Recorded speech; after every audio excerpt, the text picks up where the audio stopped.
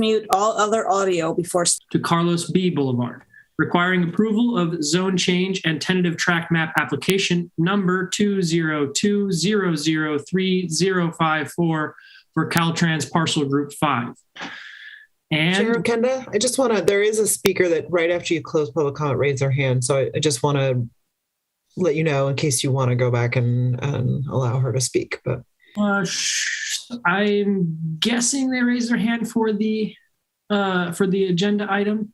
Just trying to get ahead on early. Okay. Your hand back down again. Thanks, Jennifer. I appreciate that. All right. So with that, I'll go ahead and ask staff for a presentation. Excuse me, I believe Commissioner Stevens wanted to say something. Yeah, we were going to go ahead and let him do that when we got past the presentation, if that's all right. Okay, no problem. I just want to make sure we didn't forget. No problem. Thank you, Ms. Chan. Always need these reminders, I swear. Too much to keep track of. Staff, do you have a presentation for us? We do. We have a presentation tonight. It's nice to see all of you. Good evening, Chair Okenda and members of the Commission. This is a public hearing on a residential development project located along Bunker Hill Boulevard, and it is one of the Caltrans 238 properties. It's referred to as Parcel Group 5.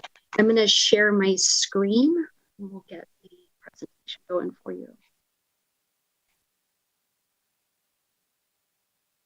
I don't even know what's...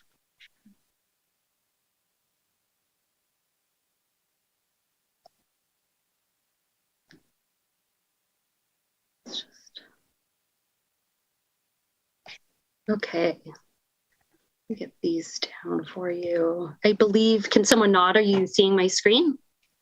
Yeah? Okay. From the beginning. We actually see the panelist link. Okay, stop sharing. Okay, hold on one sec.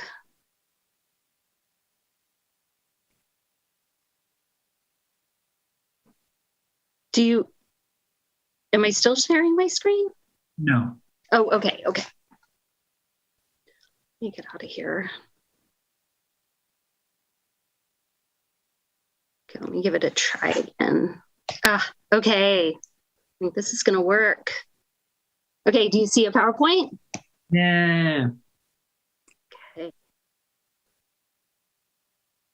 Okay, Parcel Group 5, here we go. So the site is shown here in pink. It's kind of cut off at one end, but it just goes down a little bit along Carlos B. Boulevard. It's approximately 37 acres in size, and it's steeply sloped from the east to the west.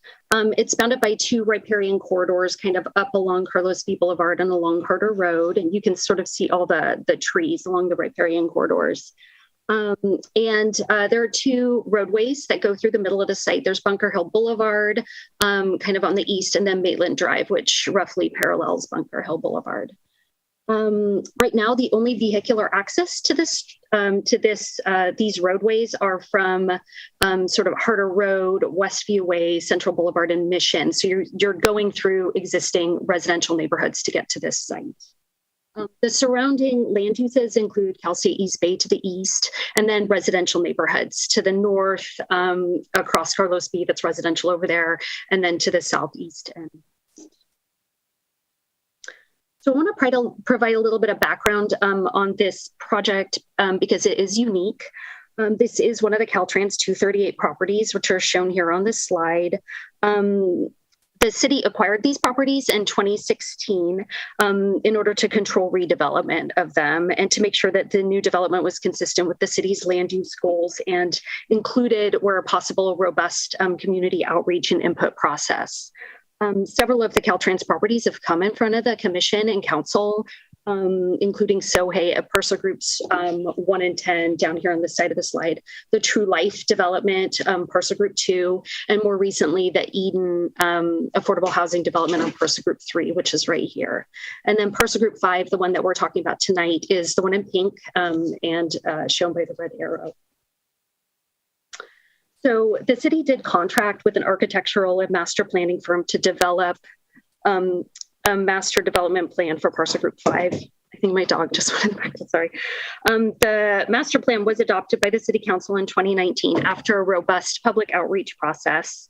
And following adoption of that master plan, the city issued a request for proposals to developers.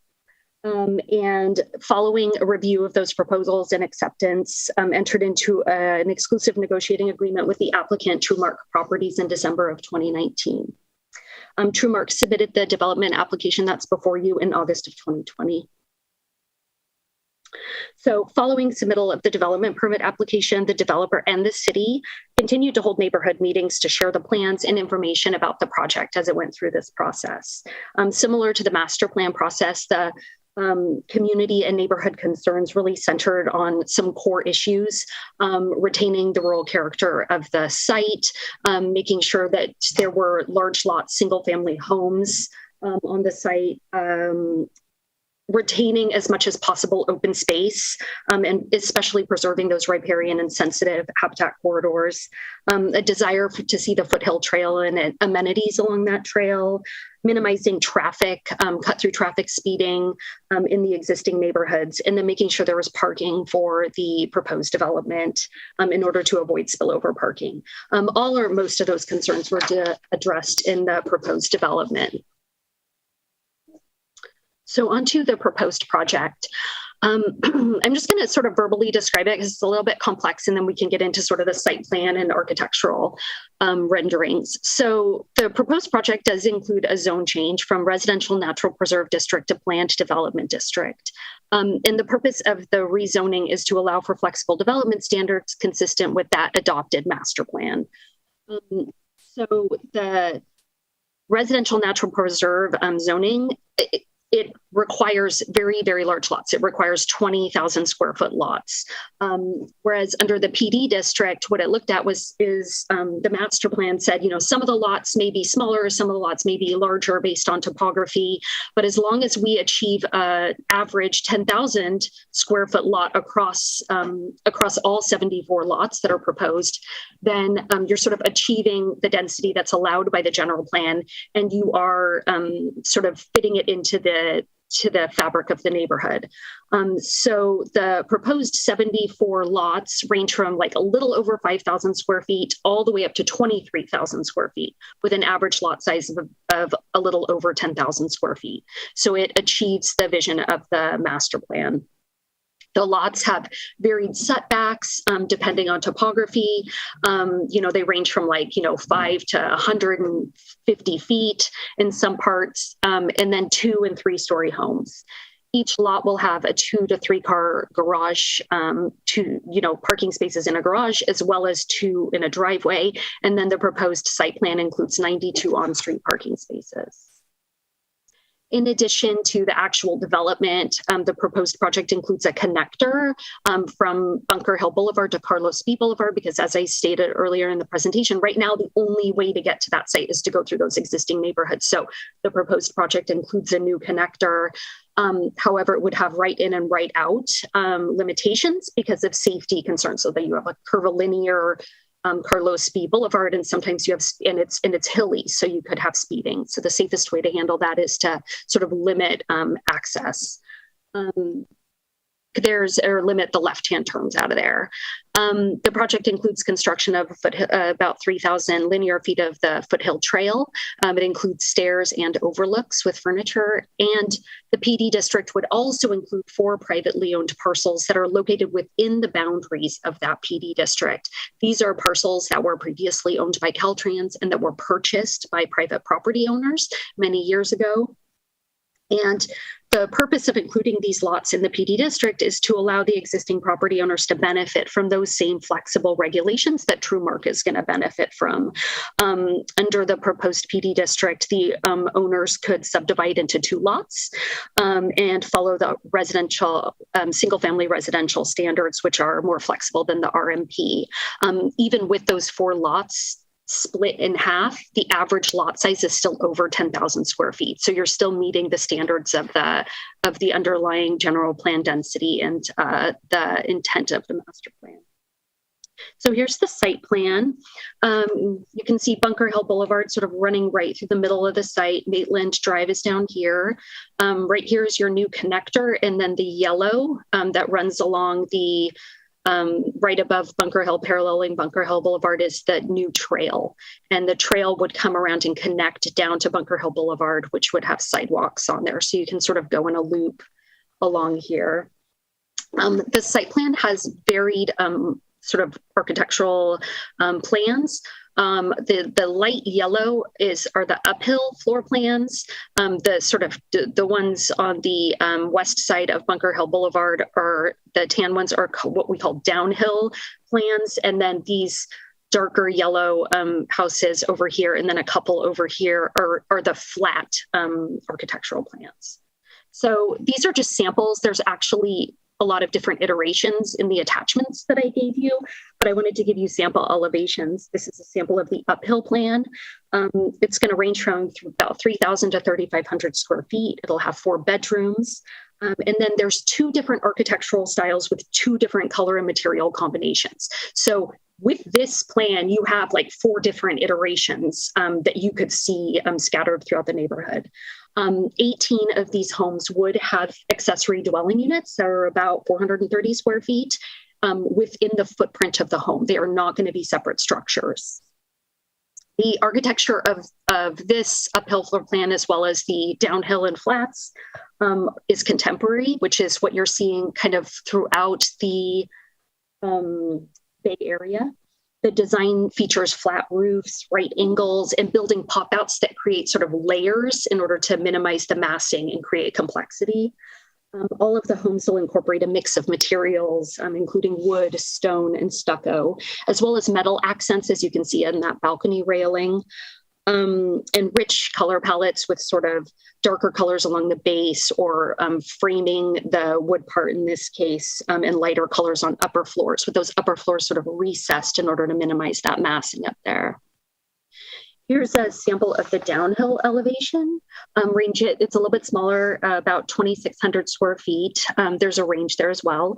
But the homes will have 3 to 4 bedrooms. And like the uphill model, there are 2 different styles with 2 different color and material schemes. And then here's a sample of the flat home. There are going to be 10 of these with 2 different styles and color schemes. The homes are about 3,200 square feet and would have 4 bedrooms. All of the homes would range from sort of 1 to 3 stories, depending on the topography. And that 3rd story would be, or that upper story would be recessed back to minimize the massing. This is an architectural site plan.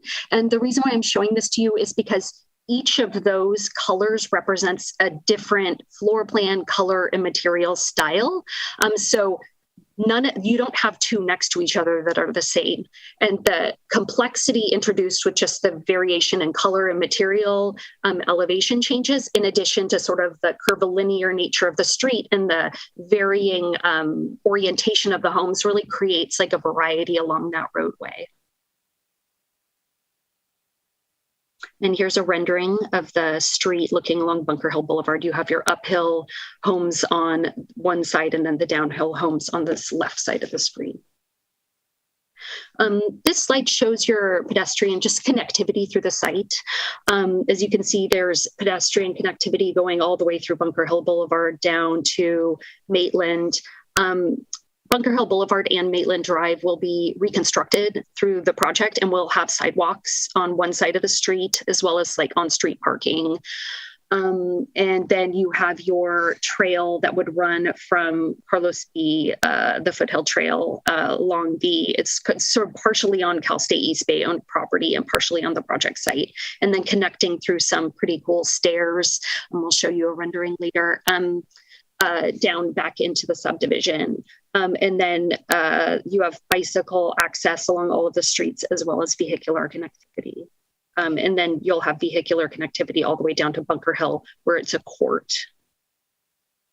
Here's the Foothill Trail. I just wanted to point it out because it's small on this slide, but it does run along this part of it's sort of like off street, really gives you a feeling of being remote up in the trees. You're sort of up on a hill above looking over the development.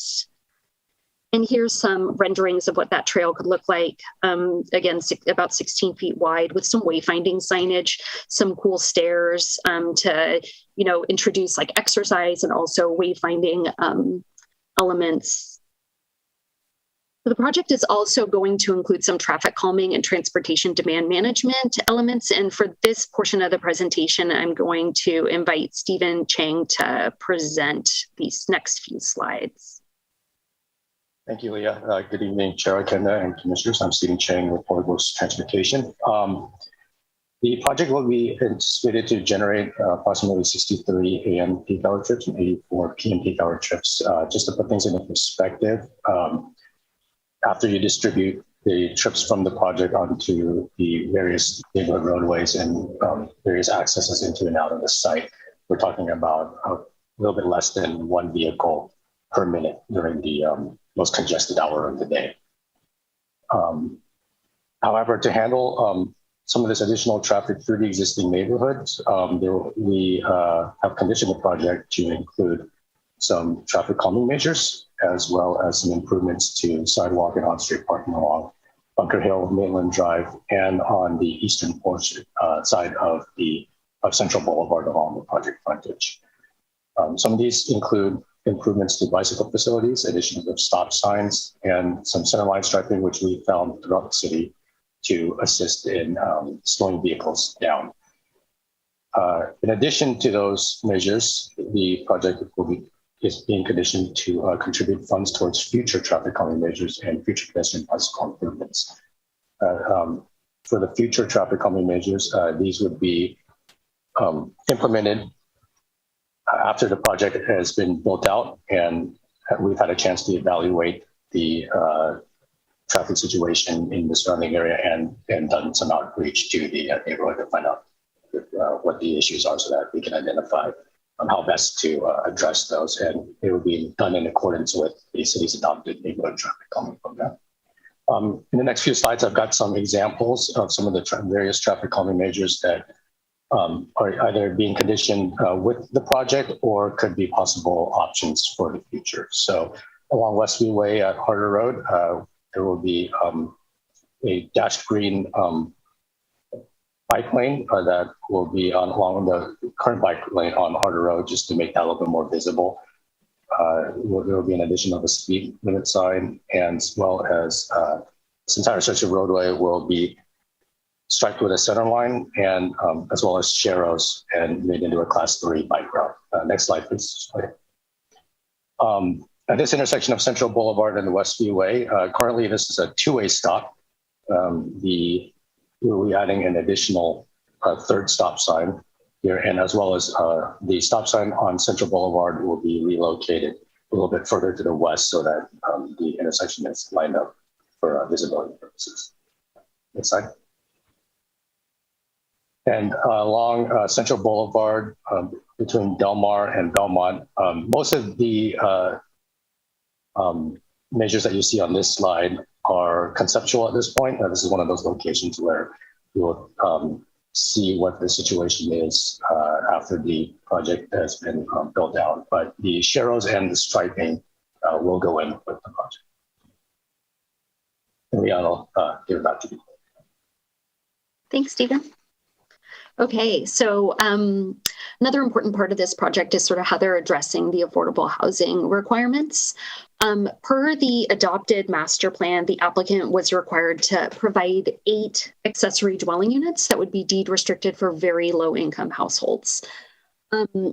I think this is in the staff report in some detail, so I won't go on and on about it, but some updates to state law and the Surplus Land Act were adopted and did impact this project, even though it was being processed under other state laws.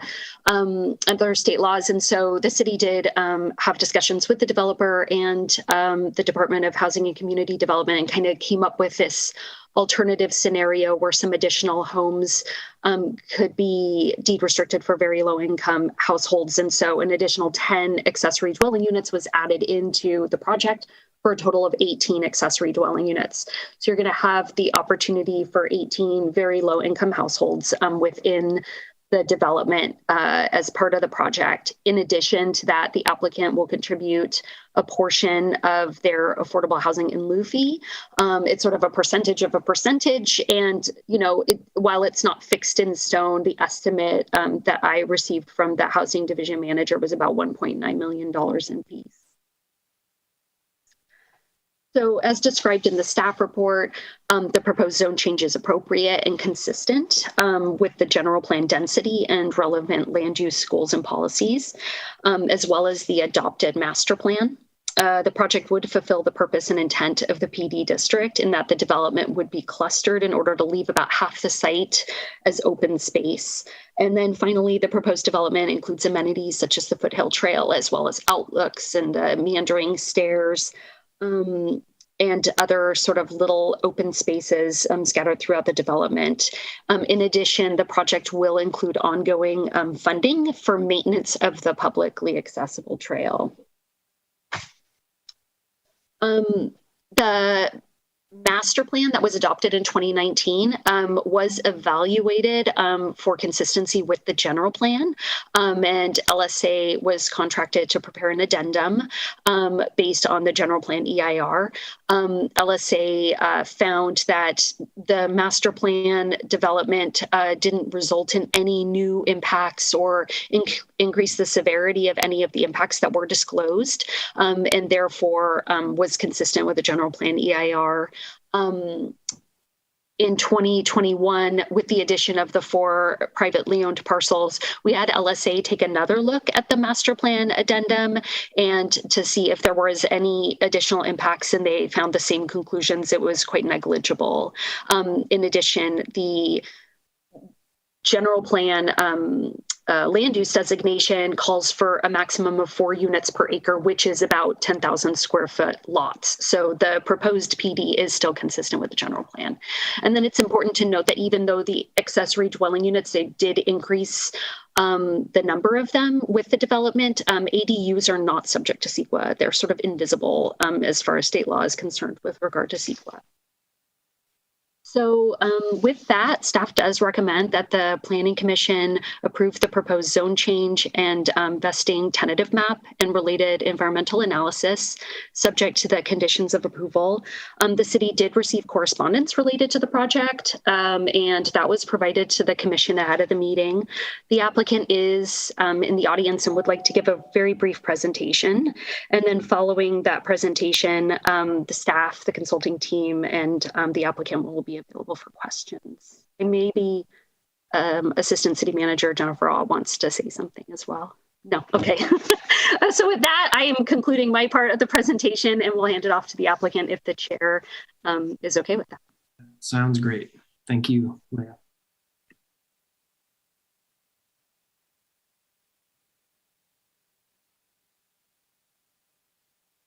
Right, so I was going to try out sharing my screen.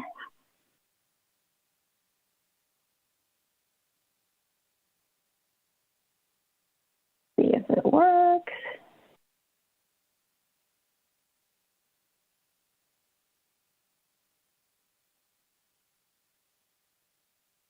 Can everybody see that? I see a thumbs up. Perfect. Okay, so thank you, Leah, and commissioners for being here today.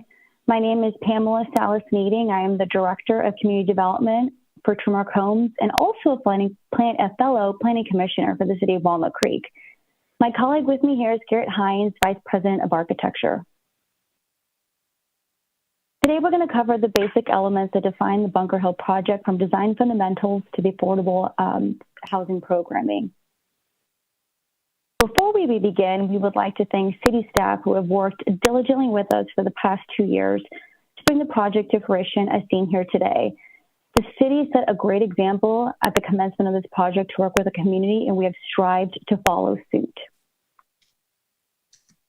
Design fundamentals. The project was assessed against the city's resilience and sustainability efforts set in motion with the adoption of the 2040 General Plan and Climate Action Plan. From a land use perspective, the site plan has been programmed to avoid 4.21 acres of riparian forest, as Leah mentioned, and 0.31 acres of intermittent streams, with the creation of over 11.5 acres of open space surrounding the forest. From a seismic land use resilience, the project team made the difficult decision to actually eliminate Maitland Court and create in its place a 3.61 acre open space parcel in its place. The mitigation of geotechnical hazards made way for community benefit programming that was created in part with feedback from the residents themselves. We will touch base on this a little bit later on in the presentation. From an infrastructure resilient perspective, the upgrades the project is making will not only increase the available fire flow within the master plan area, but will extend to the neighboring vicinity and the zone 500 that you see here in yellow.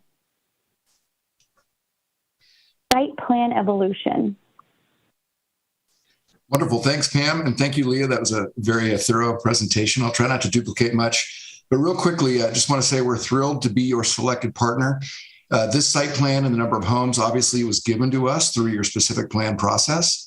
The primary directive was to minimize grading and visual impacts while creating a safe, walkable, family-oriented neighborhood. We worked diligently to minimize grading by creating step terraces and designed low-profile homes to step down the hill. Next slide, please. The site's adjacency to Cal State East Bay and their existing trail was a great opportunity to create and expand an existing trail amenity, allowing the public to climb the ridge for amazing bay views. Next one, please. This 16-foot wide trail connects at both ends of the ridge line, featuring stairs at one end, leading to seating areas, bike racks, picnic tables, and interpretive storyboards. We also diligently worked to preserve as many trees as possible, especially along the ridge trail. Next slide. Speaking of trees, due to the grading requirements, however, to stabilize the hill, we were forced to remove many trees. But new development comes with new tree plantings. We will be planting 1,057 new trees. 111 of them will be street trees. The other 946 new trees will be planted in various areas on-site and off-site. For example, as shown here, at the intersection of Maitland and Central, we will create a large natural wooded grove and carve out a dog-friendly meadow for the neighborhood. We will also be providing many new trees within your new upcoming 50-acre La Vista Park. Let's talk about architecture. This computer-generated rendering shows our proposed 74 new homes up on the ridge as viewed from Mission Boulevard at Central. The challenge again was to minimize grading and visual impacts while still delivering livable, family-oriented housing. We are proposing 3 different home configurations due to the sensitive site grading. Leah touched on this, but briefly, let me touch on it again. We need one home style that climbs up the hill. We need shown on the left. We need a home that climbs down the hill, showed on the right.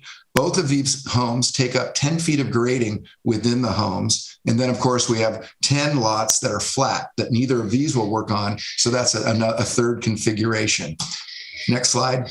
The magic of this is to allow the homes to look over one another. So all homes have terrific bay views, and notice that while the garages sit at the same street level. Next slide is a proposed view of New Bunker Hill Boulevard looking south with the upper homes on the left, lower homes on the right. The street section allows for guest parking and sidewalk on one side throughout. The sidewalk leads again to both ends of the trail. This next slide is a proposed view looking north on Bunker Hill Boulevard with the upper homes on the right, overlooking homes on the left. The downslope homes have 1-story low horizontal profiles at the street level. And one more rendering. At the top of Bunker Hill Court is a open-ended cul-de-sac that will allow wonderful distant views. The lots on Bunker Hill Court are mostly flat and allow traditional 2-story homes that step down with the grade. I have all of the floor plans here. If you want to dig into those, I'm happy to talk about those. Next slide, Pam. We have 5 floor plans across 70 floor lots with 2 color schemes each. And again, you can scroll through to the 5th one, Pam. All homes have 2-car garages, 2-car driveway aprons, and the 5th plan, the flat lot, has a 3-car garage. Regarding parking, just for a statistic, we will be providing a total of 397 parking spaces. That equals 5.37 parking spaces per home average, which well exceeds the parking requirements. Back to you, Pam. Thank you.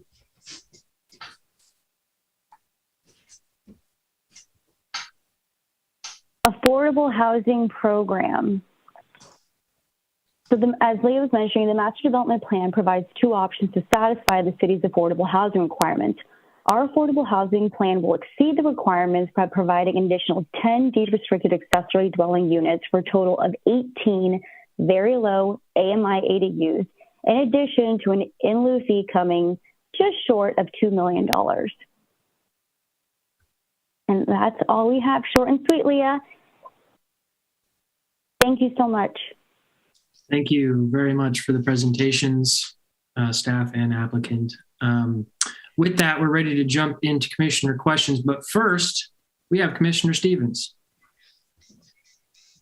Thank you for the presentations. I just want to disclose that I work with the project architect KTGY, as well as the environmental analyst LSA, and the landscape architect Gates and Associates, but I do not believe it creates a conflict of interest for me to review this. So, Chair, am I allowed to ask my questions now, or? Yeah, you have the floor. Why not? Let's go for it. I appreciate that. So, I guess my first question is, was the rendering of the development from Mission Boulevard provided in any of the packages that were made available to us earlier? Or was that something that the applicant just provided? That was something that the applicant prepared. I think it was shared with the community at our last community meeting, but it wasn't given to staff as part of any of their submittals. Thank you. I'm very interested in hearing more about the choice of the contemporary architectural theme for these homes. May I? Please. Yeah, great. So when we're talking about low impact, low visual impacts, we're trying to streamline the home to not add roofs and other elements that just extend the height and the massing. So we also look at, as I drive around Hayward, I see a tradition of Hayward of having contemporary architecture from City Hall and all over the place. So there are a wide variety. It's, many decades of architecture. And so to go with a low profile style and let it really accentuate stepping down the hill, we chose a contemporary style and to minimize the massing of roofs. And this also allows us to work better with solar panels up on our parapet walls and our roofs. And we're introducing now, considering a roof deck option that will really just allow, since being on a slope, you don't really have yard areas to work with. So we've really maximized our terracing. We're looking at roof deck features and again, trying to step the homes with the hillside and the terracing. We think the massing allows ins and outs. We push the third floor back when we have a third floor. On the downhills, they step down the hill. So from the street, it looks like a one-story home. But working with the hillside is very tough. And again, we wanted to minimize the massing. I can get into materials and colors. Yeah, I'm actually curious to hear a little more about that, because to me, when I look at the elevations, they look cold. Are there any finishes or other treatments that could help soften the exteriors? Yes, we do try to have 2 or 3 different materials going on at any one time. We have stucco facades, maybe where it wraps the sides. We really played up the entryways with stone and other warm materials so that you have a richer, texture when you're near the front door and along the fronts, and then it smooths out on the sides. And, in the renderings, we put in smaller trees so you see more architecture. But as we all know, over time, with 1,057 new trees, it really will work together to blend in. Earth tones, horizontal siding, horizontal massing that steps with ins and outs. We're really thrilled with the direction, but we're open to your comments, of course. When I look at, I think it's lot 53, the downhill lots, 52, 53, 54. And when I look at the cross section in the vesting tentative map, it indicates there's an 8 to 20 foot high pony wall, which is the how you make up the grade below the first floor. I'm wondering if I look at those lots and when I look at the architectural renderings, I don't see a pony wall that's that tall. How do you kind of break that aesthetic up? Because a 20-foot high pony wall would seem imposing, I would imagine. Absolutely. You're right. But again, working with the Hill, we did our best to take the pony wall and recess it. So we're actually cantilevering the living floor, the middle level, or else the bottom level. It extends out to try to recess that pony wall. So we're trying to make it disappear. We could go with darker colors under there. We can plant more vegetation at the base, although we don't want to, there's a separation for fire issues that we want to maintain. So it is a trick. It's a tricky situation, and it does vary lot to lot. The 30 downhill lots vary. The pony walls will vary. I think the worst case, I don't remember getting to 20. Pam, you could correct me, but I know we were in the 8 to 14, 15 foot range. And we're doing everything we can to minimize that impact. But aside from doing a home on stilts, which you see many parts of the Bay Area, we decided to wrap it and enclose it to keep critters out of there and other things. So there's many agendas we're trying to balance here. And so we'll keep working together. I appreciate you entertaining my questions. Thank you. All right. Thank you, Commissioner Stevens. And we'll just go in order of hands that I see on my screen. And I have Commissioner Goldstein first. Thank you, Chair. Staff, great thorough presentation. Applicant, thank you for bringing your project to Hayward. We do appreciate that. I'd like to spend some time digging into the ADUs. Do you have some of the floor plan diagrams digging into the ADUs that we can look at? Yes. Yeah. Do you want me to share my screen, Garrett, or do you want to? Slide 24, Pam, if you could go to our presentation, would be a good one. 24 and 25.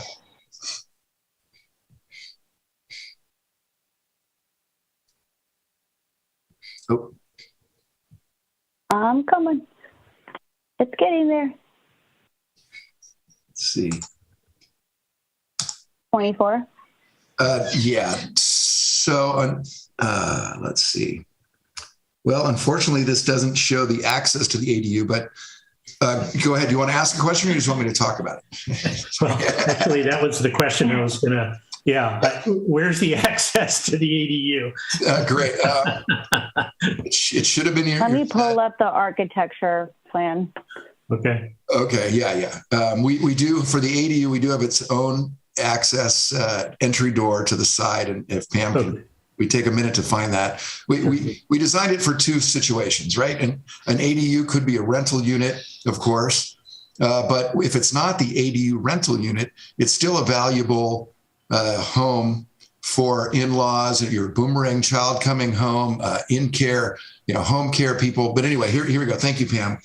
So you have a private entry in the middle to your home, and then you go upstairs, and the ADU has its own separate access to the side, leading to a living room, sleeping area, bathroom, and kitchenette. Okay.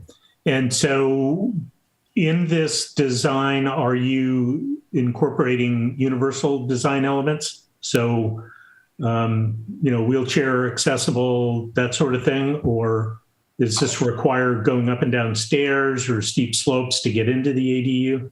We will do everything we can to minimize slopes and steps, but we are on a hillside condition, and I can't promise that all 18 would meet universal design criteria. Sure. Okay. All right. Very good. So at least you're thinking about it. I appreciate that. Absolutely.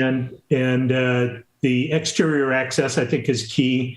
Where do you intend to have parking for the ADU? We did not create a separate spot, but each home does have open parking in front of the home on the street, and then the two garage spaces and the apron spaces would be worked out between the residents. All right, and then these are the ADUs specifically are deed restricted. Does that mean that they are, this is probably something that Leah has to answer. Are they deed restricted as to rent? Are they, because as I imagine the ownership is going to belong to the entire home itself, right? So just deed restricted as to rent? Correct. If the owner rents them out, they would have to be rented out to households that are considered very low income households. Okay. And how does that get enforced?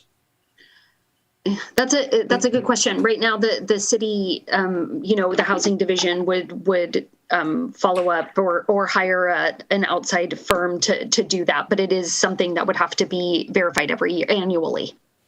I see. Yeah, okay. just to add, I'm just Jennifer Ott, Assistant City Manager. There will be an actual agreement that will be recorded on the property. So any property that has a deed restricted unit, then the property will have a deed restriction saying that this unit, if it's rented, has to be rented to the very low income households. And then there will be annual reporting and monitoring to try to ensure compliance. All right, very good. And there's my understanding, the way that the current law reads in the state of California is that if the portion of the home that is being the portion of the home that's being rented out is actually attached, that the owner occupant can remove a tenant under rules that are very different than if it's a separate rented structure. So in other words, the homeowner who might be renting out the ADU, because it's actually part of their home, if they don't like that tenant, they can make them leave. Have those laws changed, or is there any certainty that someone that does move in under those rules could stay there, or would the owner still be able to boot that person out and ostensibly put a family member into the ADU? Do you know what those rules are? Yeah, I don't know. I mean, we have just cause for eviction in the city, because for the very reason you're saying, I'm not sure it applies to ADUs that are within the unit. So I just don't know the answer to that. I can try to contact our housing manager, but I'm not sure in that particular instance, because you're right. It is more complicated when you have the unit that's actually part of the single family home. So in some cases, the just cause for eviction, restrictions don't apply. Yeah, I think what matters there, Commissioner Goldstein, is whether they share some kind of other living space, maybe a kitchen or other area. But yeah, this is a good research question I'm curious about. Thanks for bringing that up. Right, yeah.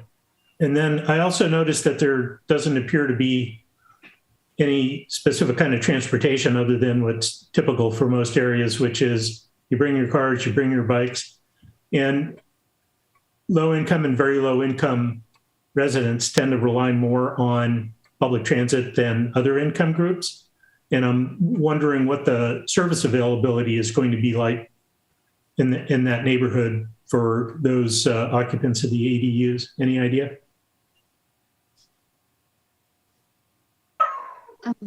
I might defer this to Stephen or our traffic consultants. What is the bus? Is there bus service on Carlos B? I know we're really close to Cal State East Bay, which likely has shuttle service and bus service, but I'm not exactly sure about what's happening, on Harder and Carlos B. Do you guys know? Yeah, I'd have to take a look at the transit map. I can get back right to you in a second. Or Michael's our traffic consultant from Kittleson. Do you have the transit map pulled up? Yeah, I'm pulling it up at the moment. It looks like, so as of a few months ago, may have changed. There are bus routes up and down along Mission, and there are bus stops along Berry intersection, as well as it looks like Toronto. So there are a few bus stops along Mission between Carlos B and between Harder.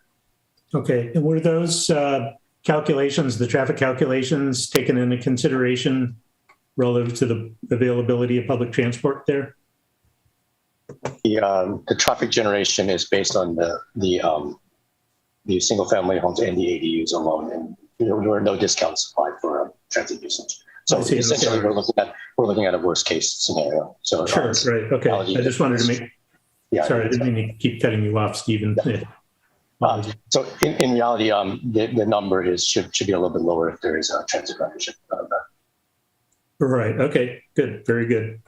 In terms of the rooftop entertainment space, it sounds like with that design, it lends itself to making some of those rooftop areas suitable for the homeowner to create an entertainment area. Is that something that you're committed to making available, or are you going to present that as an option to the potential buyers? How is that going to work?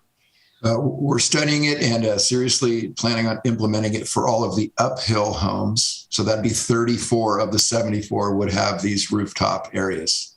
Okay. I would strongly encourage you to build that in, because from my experience, when there's a rooftop that could be used, but might require some structural enhancement to actually make it safe and suitable, sometimes people don't. They just start parking chairs and plants and tables, and next thing you know, there's a big beer party and, problems happen. So I would strongly encourage you to build that in. And I think the market will probably accept the fact that you have done that. So I would like to encourage that. And then you said there was over 1,000 trees. What was the number again for the number of trees you're planting? 1,057 is the last report I got. It's a lot of trees to plant. And I understand that there were a couple of concern that were tagged, but I forgot what the result of those 2 trees. I think 2 of those that were tagged as protected trees are actually being removed.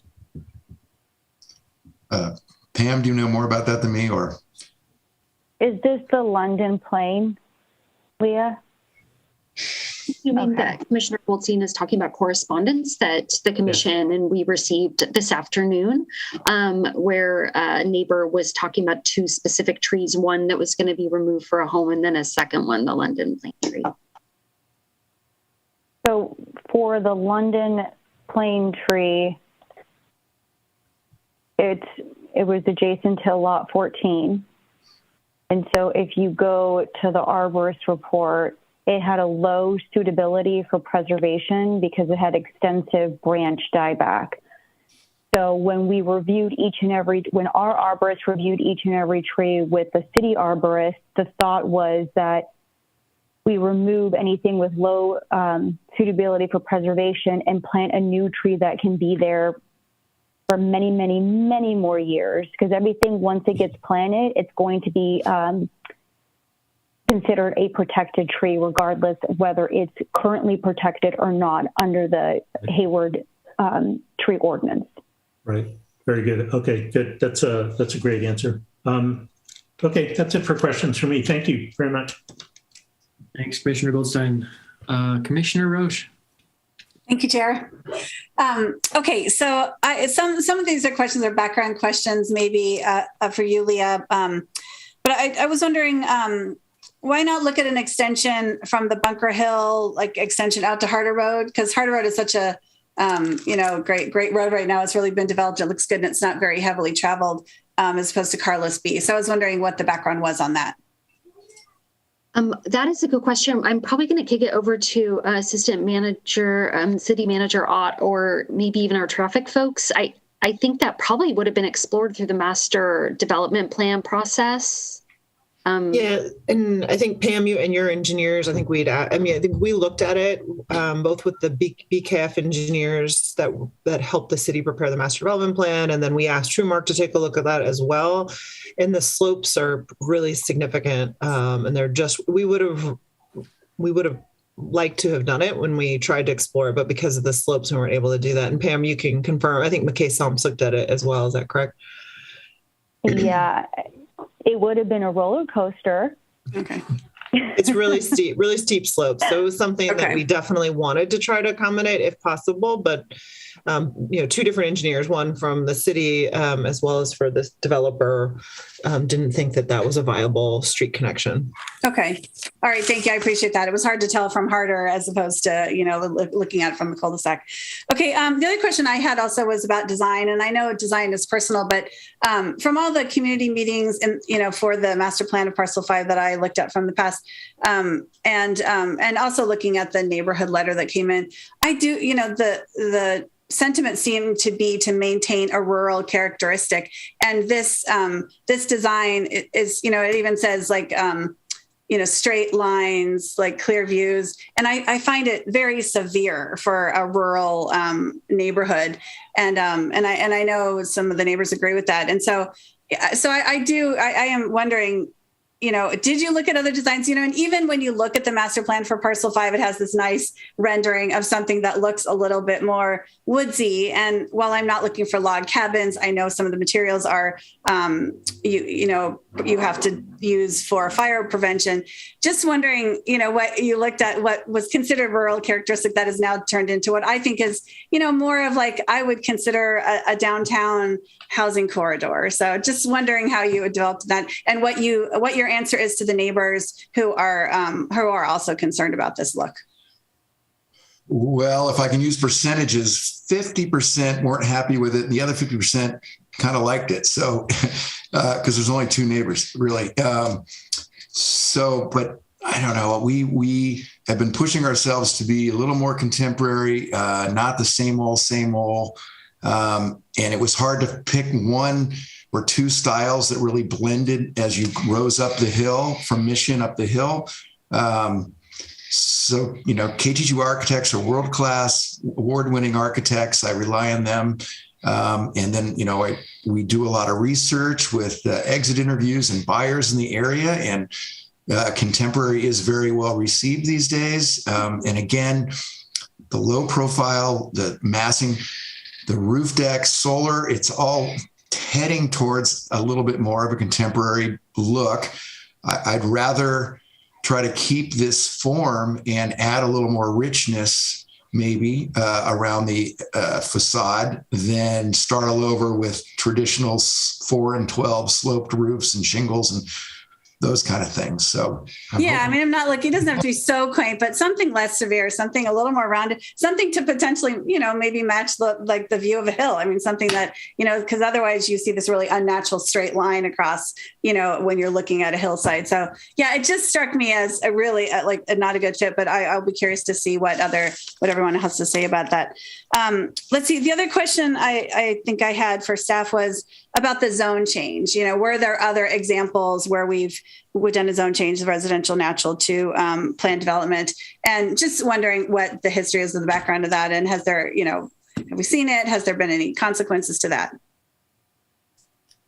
Yeah, so we did get that question late this afternoon, and I did not have the chance to sort of dig into all the old PDs. But what I can tell you is all the hillside development practically is PDs. Okay. So whether it changed from single family residential or residential natural preserve or some other large lot zoning district to PD, that's what it looks like. It's hillside development.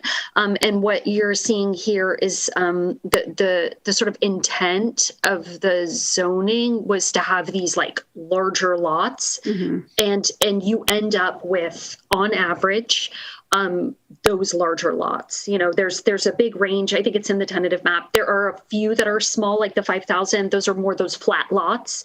But then anything that's sloped are really big. They're well over 10,000 square feet. And so I think that was really the intent of preserving the zoning, or like the intent of the RNP district was to have those large lots. And that was preserved in the PD district. Okay. Yeah. Thank you. I was just trying to get my head around, is this unique? Is it different? Okay. And then also on the parking, will the garages be restricted to parking so that, each house does maintain their 4 to 5 spaces and not using the garages for extra living or storage? There is no condition prohibiting the use of garages as storage or requiring that. I think it has been added in the past. I'm not sure if CCNRs if we can condition such a thing. city attorney might weigh in on this one, but yeah, I think we've talked about it with HOAs before. I mean, because there will be an HOA in this property, right? Is that right?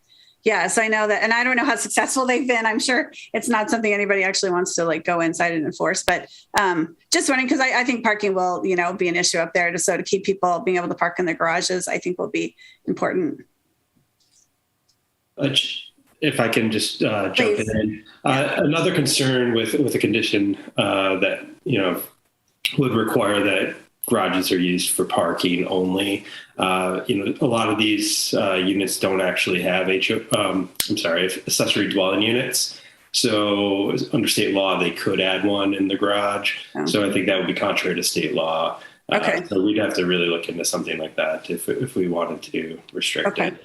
Okay. All right. Thank you. That's helpful. And then, so talking about the ADUs, I was just curious. So there are 18 ADUs, but people don't have to rent them out. It's just if they rent them out, then they're deed restricted to rent them out for low. So presumably most people don't buy a single family home to be a landlord. I'm just wondering, is this a unique solution to the affordable housing ordinance for this development? And what do you see as far as people actually using it that way? Because otherwise it seems like the affordable housing ordinance is being satisfied with the ADUs, but in reality, it's only a maybe. Am I reading that right? Yeah, that is correct. And this was something we talked about with the council when we were designing the requests for proposals. And I think there was, just so I can kind of share a little bit of the history, it might help you understand why we ended up where we did. And I think, it's really, I think staff's recommendation was not to do on-site inclusionary housing on this site in a traditional sense, where you'd actually deed restrict 4,000 square foot homes to very low or low income, because you can get with the square footage a lot more in fee revenue. And it just seems, and they're also it's just harder when you're talking about also hard to pencil all in terms of financial feasibility when you're taking that many homes off the market to try to pay for all the grading and geotechnical improvements. So, but the council also is still, as the planning commission is, committed to trying to have some sort of on-site inclusionary to really try to make sure that geographically there are affordable units throughout the city.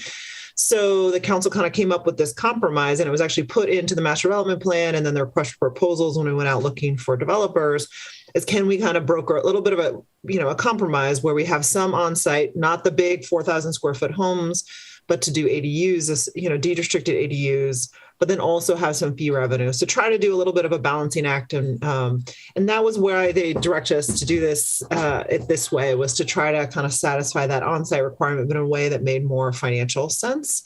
But you're right, we don't know for sure if people will rent them. I mean, I will say this site is very close to CSU East Bay. I do think there's a potential market for rental of those units. So we do think we have a built-in market there. And a lot of people, you're buying a home, they're so expensive these days. It is, even if it's very low income, there's the potential for some income associated with them. So I do think there's some benefit there. But you're right. I mean, some people will buy these homes as multi-generational households, and that's great too. And remember the state actually, even ADU units that aren't deed restricted are still considered moderate income units because they're smaller units and are going to tend to address the housing crisis by providing smaller units for a boomerang child or for a senior household that might otherwise struggle to try to find housing. So. Sure. And I understand it does bring on more housing. I mean, so there's a way to include more housing in general. But yeah, I'm just kind of questioning how it will in the long run satisfy the housing ordinance, and will that be evaluated in the future? Yeah, and I will say, I mean, we've been pretty honest about this. This is something new.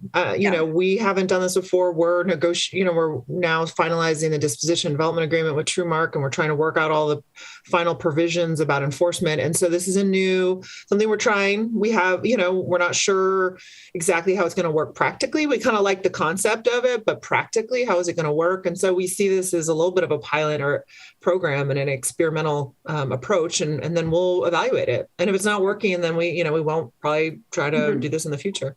Okay. And I know this is also a staff question, because I know the developer was sort of given the parameters of the project, but did you, I recently attended the planning conference last week, Bridget and I were there, And they talked a lot about having inclusionary housing that sort of looked like the neighborhood. And I think I emailed this to you, that looked like the neighborhood, but had multi-units within a neighborhood. So I'm thinking like on the flat lots and the cul-de-sac, like those would have been awesome spots for maybe like a 4-unit, I don't know, condo complexes or, compact townhouses that partially could have been affordable and might have used that property a little better. And so giving a proportional density for a single family neighborhood. So just curious what you think about that. Yeah, we absolutely agreed. I've worked on other developments in other cities where we had little affordable duets. So they would be on corners. And so they'd actually look like one unit, but be 2 different units. And it was a great way to provide more affordable. So we agreed, we looked at that carefully, but because of the general plan designation, it was not possible to do it that way. And we did not want to do a general plan amendment. We wanted to be able to rely on the existing general plan. The community was very vested in the general plan designation. And it would have required separate CEQA analysis where we could actually, in this case, because it's consistent with the general plan, rely on an addendum to the general plan EIR. So we really steered clear from doing a general plan amendment to allow that. But we did look at it, and it is something we agree. I think in other projects that may have different general plan designations, it's something that we think is a great idea. Okay, and then is it when somebody buys one of these lots, could they do an SB9 and split it into 2 lots? I asked our assistant, or I asked our city attorney Joe Brick that question. We're looking at it. It depends on how, because of the zoning or because of the general plan designation, it's a little different in this case because of the hillside designation. So it's something that we're looking at. So we're not entirely sure. I don't know, Joe, if you want to add something. Yeah, I mean, that's correct. We're looking into that. We don't think that it would necessarily allow an SB9 split on these lots, but that's something hasn't been decided yet, and it depends on what the courts do. Yeah, I mean, there was some discussion about that because I think they were saying, like with the ADU ordinances, that the ADU ordinance trumped an HOA, but they were saying with SB9, it maybe wouldn't. So I guess there was also a question about that too. Yeah, SB9 doesn't apply to all. Yeah. So it's really a question of the applicability of SB9. Okay. It clearly applies to single family zoning, but doesn't apply to residential and nature preserve. Okay. Arguably it doesn't. Okay. And then I have one more question. Sorry. Thank you, my fellow commissioners, for your patience.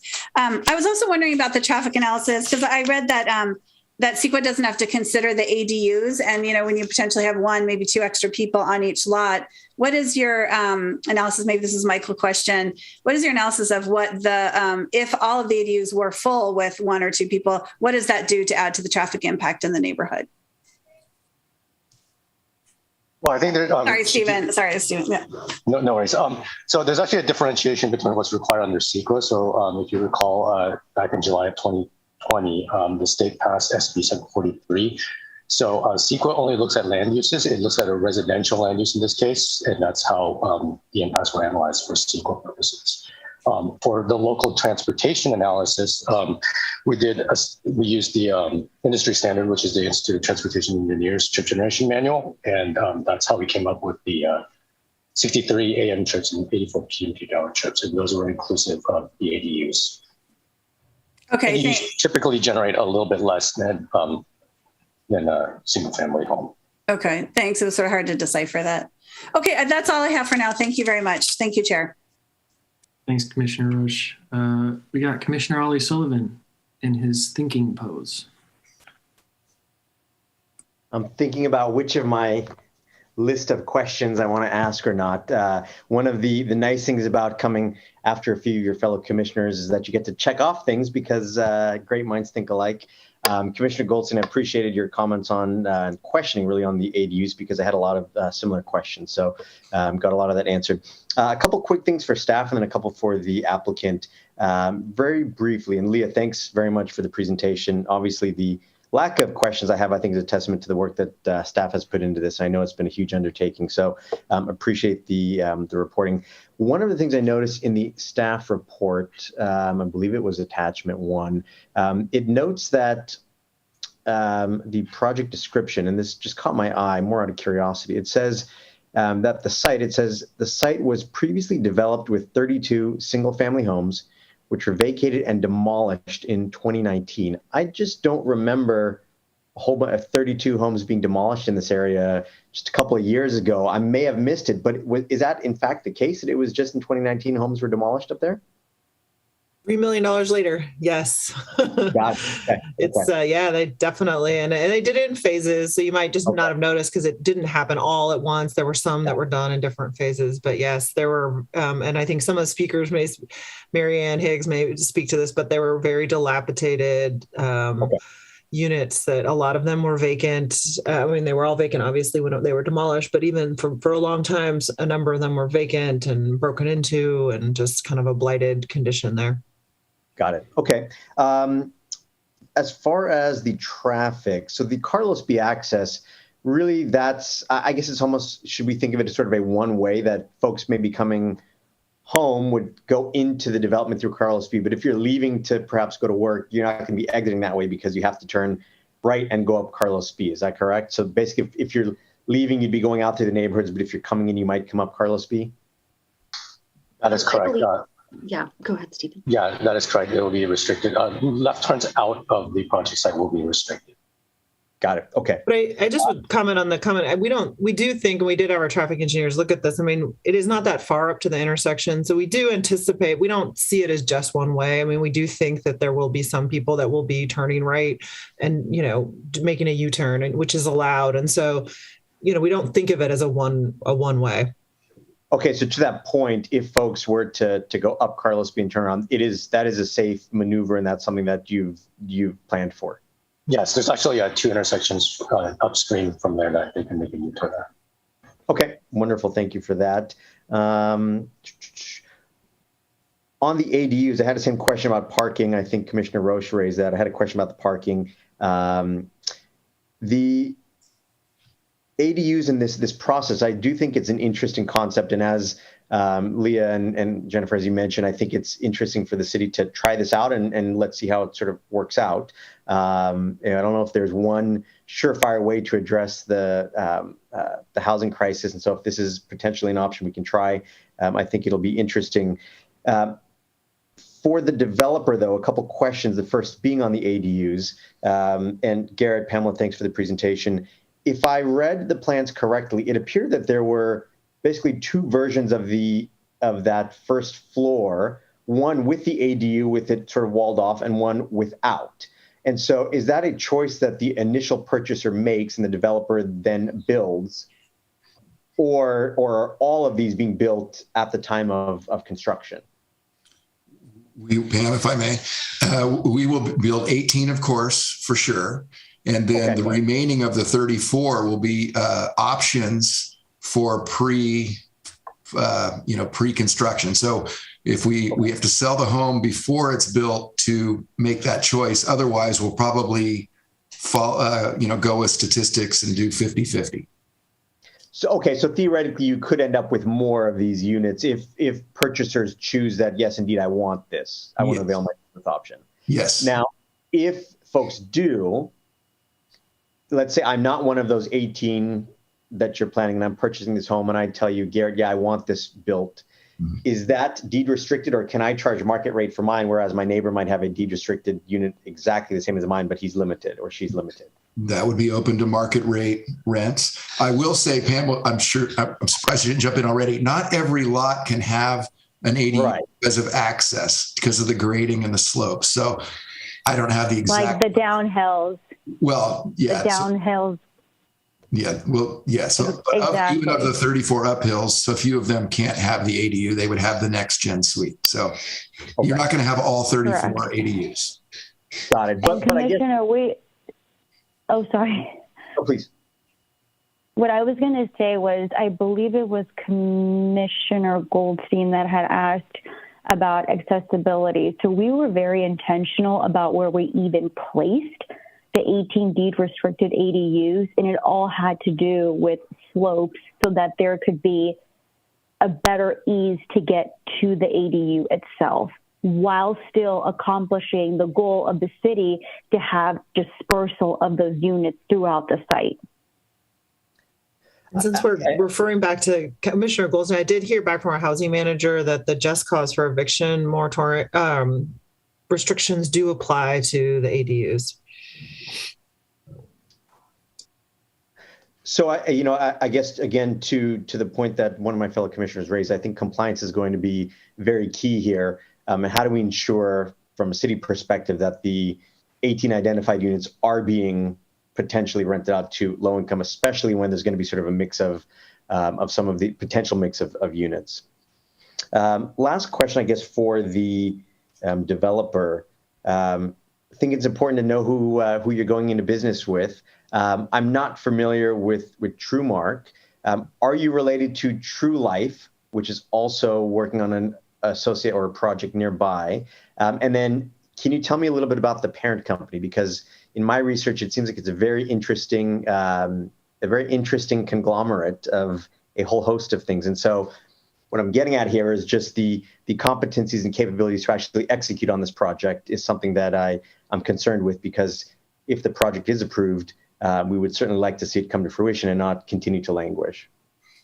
TrueMark has been developing and building commercial residential projects in the state of California for 3 decades, founded by Mike Maples, Greg Nelson, San Jose State guys that started the company. We started off as a development company. I've been with the company 22 years.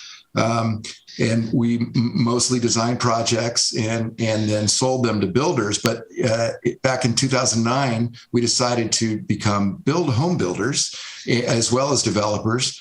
And 8 years later, in 2018, we were recognized as Home Builder of the Year for the United States from Pro Builder magazine, which is a big feather in the cap for us. And then in 2016, 17, 18, and 19, we were honored with Master Plan Community of the Year for 4 different projects in 4 different locations. So we pride ourselves on being the best in the business. And we've expanded. We have Southern California division, Colorado division, and we're in growth mode and always want to be the best. And we want to come back. Garrett, are you prepared once a project is approved to start breaking ground relatively soon? Yes, we are. We joked today that we'd like to start grading in July because we usually get to start grading in the winter. So to start in the summer would be wonderful. If I could just add, one of the benefits of this being public land is that we will also have a contract with TrueMark that actually has a performance schedule associated with it. And then we won't actually close on the property and transfer that out of the city's ownership until we know that we've got bonds for we have bonds for all the horizontal improvements, so all the grading and street backbone and utility backbone.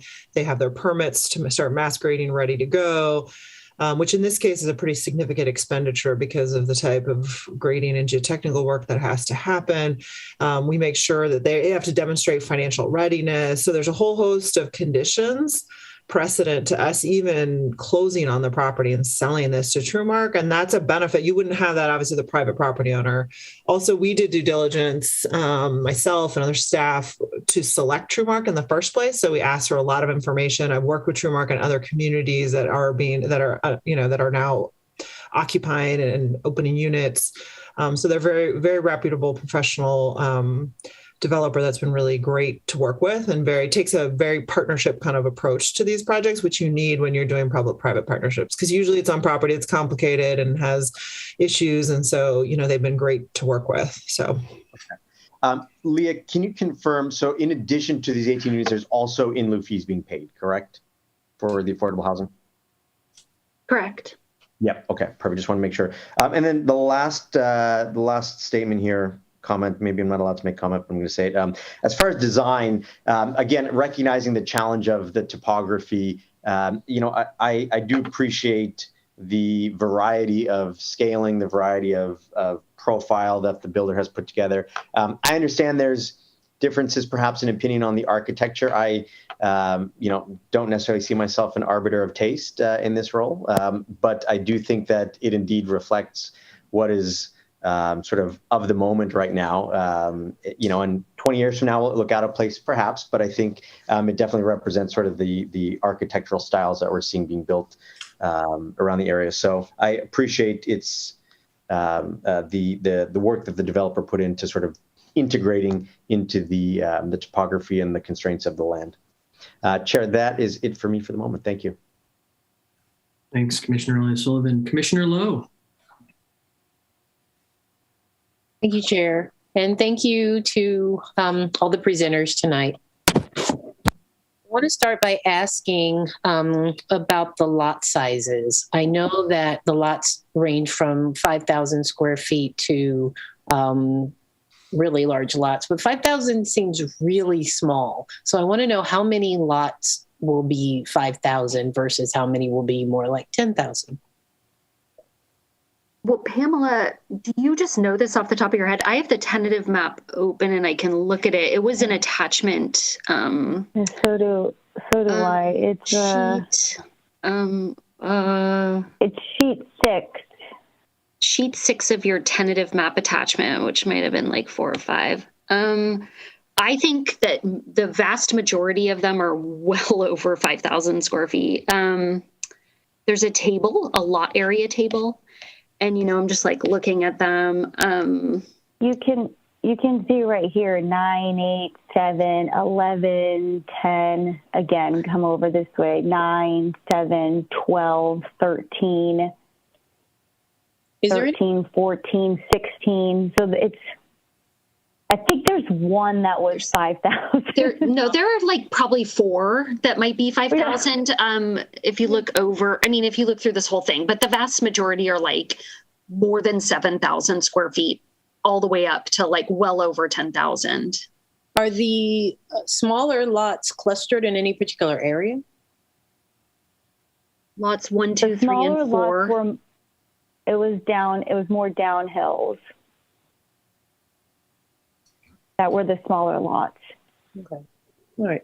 I'm just trying to get I mean, I went through all of this, but it was really, some of it I didn't understand. I'm also happy to share a little history about how we ended up with that. And so the zoning that existed before we adopted master development plan was 20,000 square foot lots. And those are very large lots. And I think are, you know, and actually a lot of the homes nearby in the near neighborhood were closer to 10,000. There's some that are double that are 20,000. And I think we also, in light of the housing crisis, just felt like we should be trying to maximize the density, but in a way that's certainly compatible with the existing neighborhood. But we also didn't want to be overly prescriptive. We wanted to give the developer flexibility, because one of the problems that cities have, if we're too prescriptive about you must do exactly this, and the developers come in and say, well, that doesn't work for us and we have to change it. And so we wanted to give a range, but kind of an average, because the community wanted to know that the average wasn't going to be so different than what the zoning was prior to the PD change. So just to give you a little bit of the history, that's kind of how we ended up with this range and this average, was to try to give the developer flexibility, but at the same time give the community some assurance that it wasn't going to dramatically change the look and feel of you know, and the compatibility of this new neighborhood with their existing neighborhood. So that helps a little. Yeah, no, that definitely helped. I appreciate that very much. They don't want to have a new neighborhood where all the neighbors can pass sugar back and forth on the second floor through the second floor windows. So I get it. Why on Bunker Hill Court is there only parking on one side of the street? I believe, Pamela, there's only parking on one side of the street along all of Bunker Hill Boulevard. It's because of the roadway is there. Even Maitland. In Maitland, the roadway is a fixed width. And so, you know, we could only take so much from those lots to add sidewalk and, you know, and parking and maintain the lot widths in order to allow for two-way traffic. So there's parking and sidewalk on one side of the street. Okay. Yeah, I'm very impressed that you can even do that. I drove up there. I do need to disclose, I drove up there and I was thinking, how are they going to do this? This is amazing. Quite amazing. Wanted to ask, so initially it sounds like when the application first came through, the thought was to build and I don't remember the exact number, but maybe 8 or so moderately priced homes. And then at some point it changed. Am I wrong? Jennifer, you're looking at me like I'm wrong. Am I wrong? Oh, did you say 8 ADUs? Are you talking about the ADUs or are you talking about No. I'm confused about how many, but I thought initially way back when it first started, the thought was that they were going to build a certain number of moderately priced homes before the ADUs or something like that. No? Okay. No, not for this development. I mean, it may be something before I was here, but for this developer solicitation and this project, the master development plan was the 74 units and the 8 ADUs. Mm-hmm. So that what they initially proposed as part of their application was consistent with the master development plan. Obviously, the 10 additional ADUs were added because of these ongoing discussions with the state. Was there any thought to having, I know you said you didn't think about having low income, having any of these houses be low income, but was there any thought to having any moderately priced homes in this project? Yeah, I mean, if we had done on-site deed restricted units, they would most likely have been moderate income. I think our feeling was, that the city's trying to balance a number of different objectives. We want to try to keep it low density because that was what the community wanted. The city actually needs to pay Caltrans a certain base price for these. We also would like to generate some excess land value that can go back to actually reimburse the city for the demo of the existing buildings, help pay for the acquisition of the easement from CSU, but also some additional money to potentially go towards other city objectives. So, for instance, the excess land value from the Sohay project actually went to helping to fund the Homeless Navigation Center and the demolition of the city center blighted building. So we wanted some excess land value from these properties because the city had put a lot of time and effort in creating kind of a plan for them. So in doing that, if we had deed restricted some of those 74 units, we would have changed the economics of the project. And it's already very expensive because of all the geotechnical work and the grading that has to happen there. So that was kind of the council's compromise. And there's always with these things is how much money do you want to generate in land value versus the number of affordable units versus all these other things. So that was why we decided not to deed restrict the actual units, but to do the ADUs as kind of a way to continue to have some on-site affordable housing. Yeah, it worries me a lot, that kind of going back to what Commissioner Roche said about, I think it was Commissioner Roche who said that they really don't have to rent the ADU. So you could end up with 2 people who rent or no one who rents or all 18 who rent. Whereas if we had a certain number of moderately priced houses, then we know we would have moderately priced houses that have to be sold at that price. So that was a question. Thank you for answering my question. Yeah, I will be honest. I mean, it's a valid concern. And we're going to, I think we kind of talked about that with the council, the pros and the cons of different options. And I think it's a valid concern. We're going to see where it goes and see how it works out. Okay. Thank you very much. Along the trail, I believe, Garrett, you said there would be picnic tables and different things along the trail. Will there be any play structures for children? Not at this time, and Pam can elaborate on the meetings we had with the trail group, and the activities that they wanted up there. It was more of viewing and trail and less kid-friendly, specifically. So here, if you can see, there was a lot of, again, this was a balancing act between because it's a community benefit beyond what's beyond for just the residents of parcel group 5. And so the residents still wanted to have some privacy, not have a lot of noise, but at the same time, it is a community benefit for others. And so we try to meet in the middle with just providing some bike racks, picnic tables, more wayfinding to kind of find your way on and get some good exercise. So that was our meeting in the middle, if you will. And are there any structures in the dog park area? We have a waste receptacle and dog baggy station and a little landing area so you're not stepping out into the mud if it's a rainy day, but otherwise it's just an open meadow. And the benches. The benches. Going to the road that will connect Bunker Hill to Carlos B. When I look at that, I see the curvature that goes to the right that leads to the U-turn, the ultimate U-turn to go back down towards Mission Boulevard. And it looked, when I read the materials, it looked like the prevailing thought was most people would use harder to go down to Mission Boulevard if they need to get to Mission as opposed to going up Carlos B. But Hayward Boulevard, I'm sorry, Carlos B. When I look at that, I'm wondering if there's anything else like and I forgive me if I don't know the right terms for things, but something to divide or prevent people from veering to the right and then just making a left and going down Carlos B towards Mission Boulevard. Was there any thought to that, or you just don't think, based upon your transportation analysis, that will be an issue? Yeah, so we did take a look at this location quite thoroughly. The issue right now is that there is a two-way left turn lane in the median, and there are several driveways that are located pretty close to where the proposed connector will be. So in order for those neighborhoods to access their neighborhoods, then we need to maintain that two-way left turn lane. So there was not a median was not feasible at this location. I also want to find out if there is any way to make sure that or to deed restrict or something to make sure that the very low income ADUs, Hayward residents have dibs on it.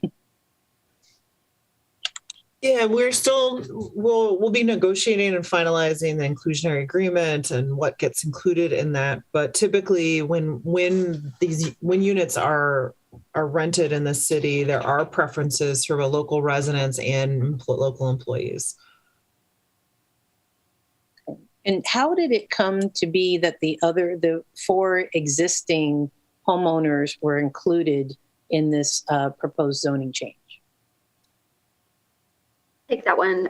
So one of the homeowners approached the city very early on in the process, right after the applicant submitted their application, and said that he wanted to do an addition or build another home. And it became clear that even though he was surrounded by the PD district, he wasn't going to benefit from the same leniency that TrueMark was going to benefit from. So staff went to TrueMark and said, would you be opposed to the city including the 4 parcels that are in the boundaries of the PD? So imagine if you have a PD, just a map, and you color that map blue, that's the PD color, and then you punch out 4 different little parcels and they have a different zoning. That's what that would have looked like. And so just the fact of trying to create a continuity and giving the homeowners that are there the same benefits that TrueMark was going to accrue, that they could split their lots. They have lots that are slightly under 20,000 square feet, that they could benefit from smaller setbacks based on the RS district standards, rather than having, 20-foot side yard setbacks. It just seemed fair. TrueMark was okay with it. We had the addendum prepared at the city's expense, and that was something that was added in as because it wasn't, benefiting those people that were already there. And any ADUs or additional houses they built would be market rate, right? Correct. There's no restrictions on the 4 private property owners. Okay, that's what I thought.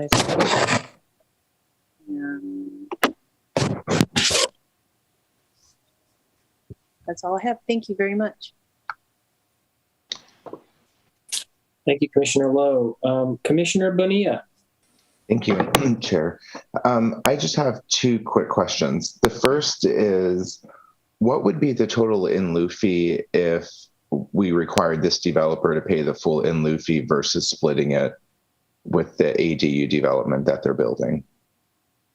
I don't know if Pam had calculated, but it's 50% of 90% of the habitable square footage. So you figure it would be about $4 million. Got it. And then was there any thought given to just paying that full in lieu fee? Because I think the uncertainty around, these ADUs actually being used in a way that provides more affordable housing opportunities is a concern that I have. And I think we heard it from a few of our commissioners. So was there any thought given to just paying the full fee?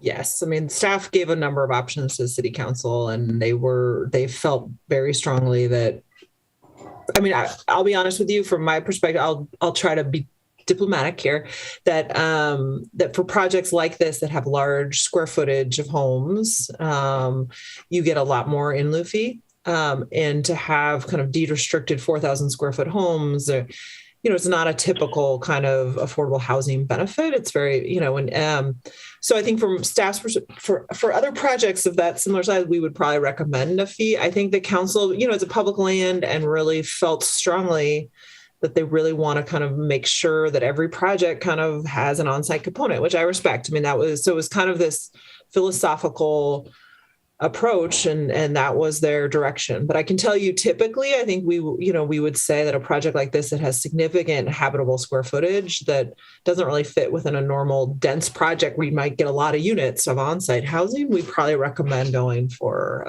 staff would probably recommend typically for a fee. Yeah, it's the uncertainty around, I think that's it, just so. And we disclose that. We disclose that. And, Commissioner Bonilla, I don't know if it helps, but, TrueMark has done a lot of studies. I don't know if you've heard of the UC Center, Turner Center of Housing. They are an amazing program at Berkeley. And so they were the ones, if you go to the HCD website, they're the ones who have written all the ADU manuals or have been working on all the different legislation. And they did the first ever statewide survey in California for ADUs. And they have some pretty amazing statistics, especially about rental tenure. And I'm going to stop talking in a second, but they talk about how 51% of ADUs actually do serve as income generating rental units. And so getting some of those numbers factually about a reputable nonprofit organization doing it is pretty interesting, in case that helps. Got it. Thank you. That's my main question. The rest of my questions have already been addressed. Thank you. Thanks, Commissioner Bonilla. Second bite of the apple, Commissioner Roche? Well, yeah, but you haven't spoken yet. Do you want to go ahead and No, you go ahead. Okay. I'll be quick. I meant to ask on the trail accessibility. I know the stairs would be great for exercising and stuff, but will they be access to the trail for strollers, bikes, wheelchairs? Will neighbors with accessibility options have access to it? Yeah, so there's a sidewalk that's going to go on one side of Bunker Hill Boulevard. So you can go up the sidewalk to the new connector sidewalk and access the trail from there. So that would be, it's sloped. Yeah. Okay. But it's not stairs. Okay. So you can get a stroller up there. Flat slope surface in a bike. Okay. Okay, thanks. And then the other question I had, one of the letters we got from the community, one of the neighbors, I think it was Ms. Frederick, asked about the parking location. And I guess I would ask, is that a little bit fluid? Because I think they're just really reasonable requests to sort of move the parking so they're not taking the hit in front of their houses as opposed to where else it could go. Is that something that you can work with the neighbors? I mean, there's only 4 of them. It seems like you could work really closely with them to answer some of these questions. Absolutely. And that was Jennifer and Leah and TrueMark just held a community meeting a week and a half ago. And so that was one of the discussions that that'll be included in our improvement plans. Okay, good. I appreciate that. I think it seems like she could be accommodated on that one. Okay, that's all. Thank you, Chair. Thank you. All right. I have some questions as well. A lot of mine have been answered. I kind of want to go a little higher level question here on background context for how this fits with the rest of the Caltrans properties in the planning for, use of our surplus public land to build all affordable housing units. I know we have a couple other Caltrans properties that have been used for that purpose. I've been doing advocacy for the last few years on this issue, and I have, been very concerned that Bunker Hill for a while was going, for a market rate developments. My broader question is, was there, what are the limitations or, I guess, constraints for affordable housing developers on land like this, practically speaking? That's kind of where I want to start off and understand that better for kind of just the public space here. Yeah, I think that's a great question. And part of my job when I came here 3.5 years ago was to look at all these different parcels and try to move them towards disposition and development. And, you can't take any one of these parcels, you can't combine them all and say, oh, we're just going to do this, right? Every site, and when you're talking about real estate and development, has its own issues and things that constraints and opportunities. And so you can't just take kind of the same idea, for every site. And this particular site, because of the hillside and the topography and the geotechnical work that had to be done and the grading, it's a very expensive site to develop. And when you look at the affordable housing that's being developed, and I did actually have conversation with the president of Eden Housing, Linda Manalini, about this site in particular for affordable housing and whether or not it would even make sense from a surplus lands perspective for this. And it's not, because, and she was pretty adamant, this is not an affordable housing site. Affordable housing projects tend to be multifamily, higher density. And you just wouldn't put that on a hillside and given, you may not even be able to. I'm not an engineer, so I can't say that for sure, but it'd be very difficult to. And then also there's a lot of competitiveness over the tax credit financing, and that requires proximity to transit. And so a lot of the things that you would see on a parcel like parcel group 3 or parcels closer to BART near Mission Boulevard, where you've got pretty significant AC transit service. So it's just not a great affordable housing site. And so when, part of our job was to come in and figure out, well, let's do 100% where we think there's really great competitiveness for that. Parcel group 3 near South Hayward, you got parcel group 8, where you're right near the freeway and right on Foothill. And they're flatter sites that can accommodate kind of and have a different type of zoning. You also here have a community that, when I got here, and Marianne Higgs can speak to this, that was very concerned and wanted to be part of the dialogue about what their neighborhood was going to become. And they were pretty adamant that they wanted to see something that was very consistent with where to have it be similar to where they were living.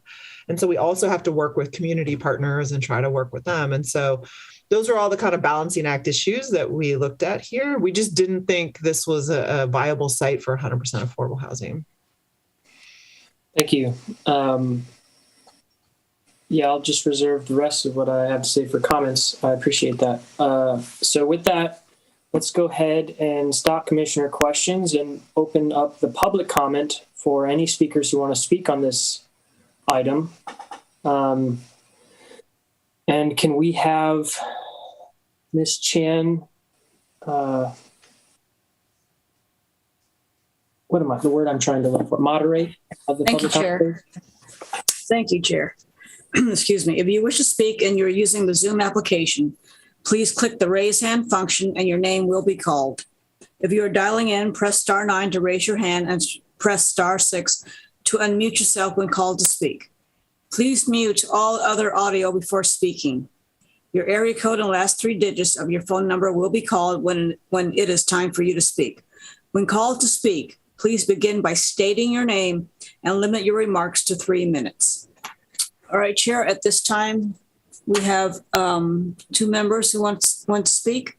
I'm going to call on Mary Ann Higgs. Mary Ann?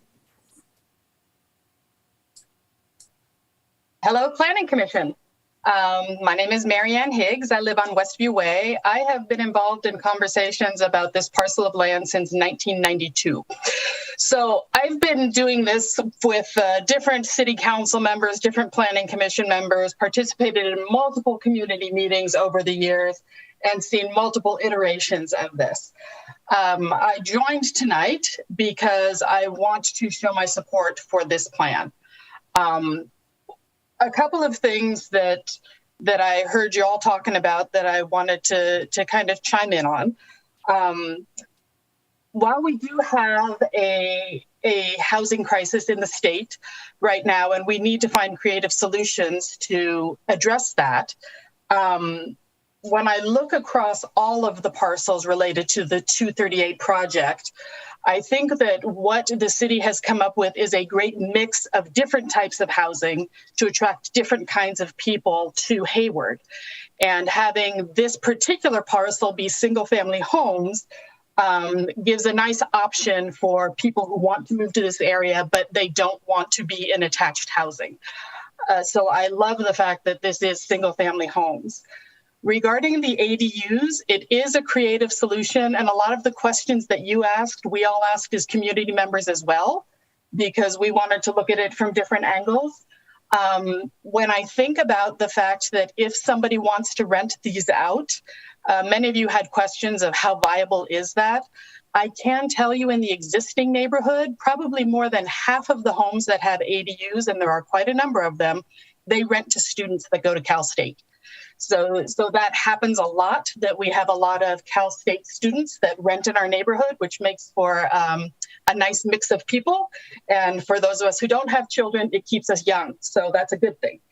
I want to call out that TrueMark has been incredibly collaborative throughout the process. From the time that they were identified as a potential partner for us on this, some of the neighborhood members were involved in vetting them, asking them questions, weighing in on whether or not they would be a good partner for this project. I was one of those people, and I have found them to be collaborative from the beginning, very open to new ideas, open to different challenges. I feel that they have really tried to incorporate the most critical concerns of the neighborhood, traffic impacts, parking impacts, making sure that we still have an environment that will be hospitable to our wildlife, because we like our deer, even though they eat all of our plants, but they were here first. The fact that they were able to put in a community space that would allow people to run their dogs with very short notice really is a testament to how collaborative they have been. So, in closing, I just want to say I think this is a good partnership. I would love to see you guys vote this to go to the next step. I will be very happy, as many of my neighbors will, to see this land developed. We've lived through empty homes, homeless people and camping in them, fires in the empty homes. Ms. Higgs, your time is up. My time's wrap it up, please. In support. Thank you. Please mute yourself.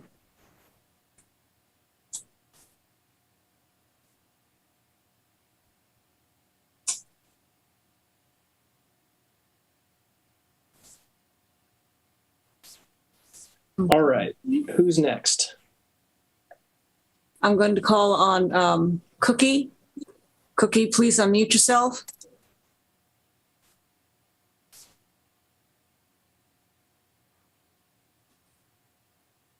I don't wish to speak. Oh, okay. You can, thank you. Debbie Fredericks, please unmute yourself. Hello there, and thank you for this opportunity. I wish we could see each other. I don't think you can see me. And I want you to restart the clock in a moment, because I can specifically answer a couple of your commissioner questions quite specifically and definitively. May I please I have lived here in the middle of it since 1989. Commissioner Goldstein, I'm sorry, the clock is still ticking. I have literal and specific useful information. May I ask for this collegial courtesy? Thank you, Denise.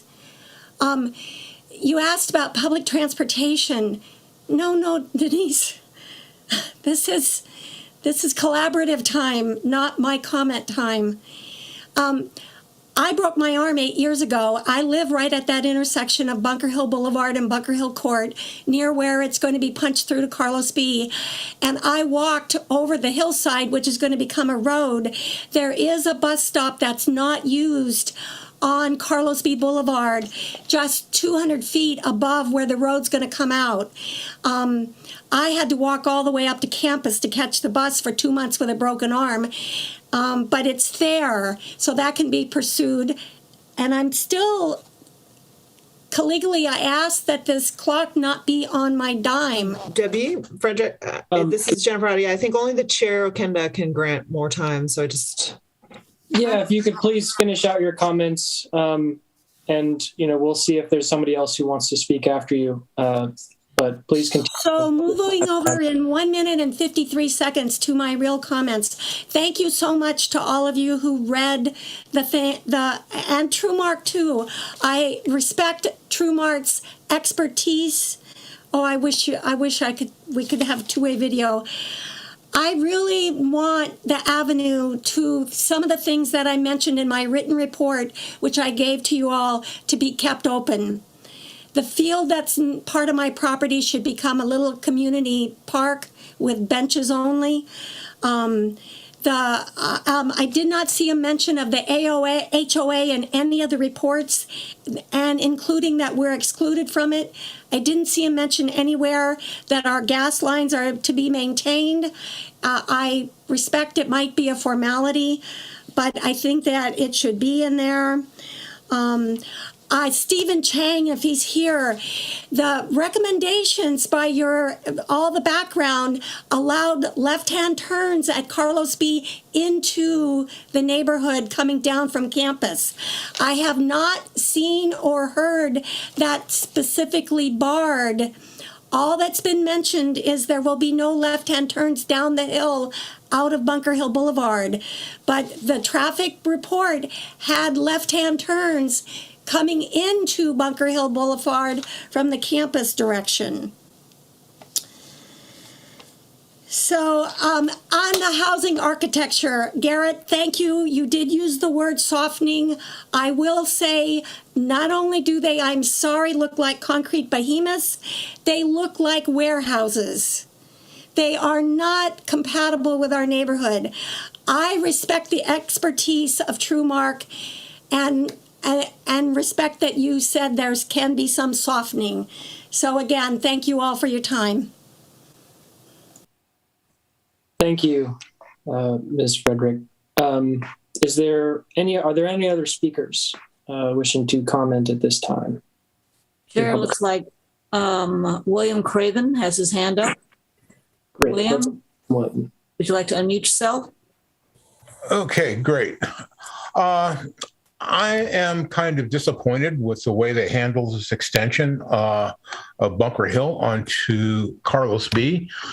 I don't see what the problem was with that. And could anybody tell me why, if people coming out of the, I don't know what they are called now, but Tanglewood Apartments, they have to make a left-hand turn if they're coming up the hill and want to go into the apartment complex. Why are we posed with the problem of not being able to make a left-hand turn down the street?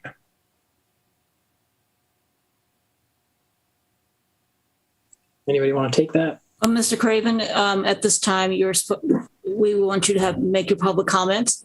Staff will answer after public comments are closed.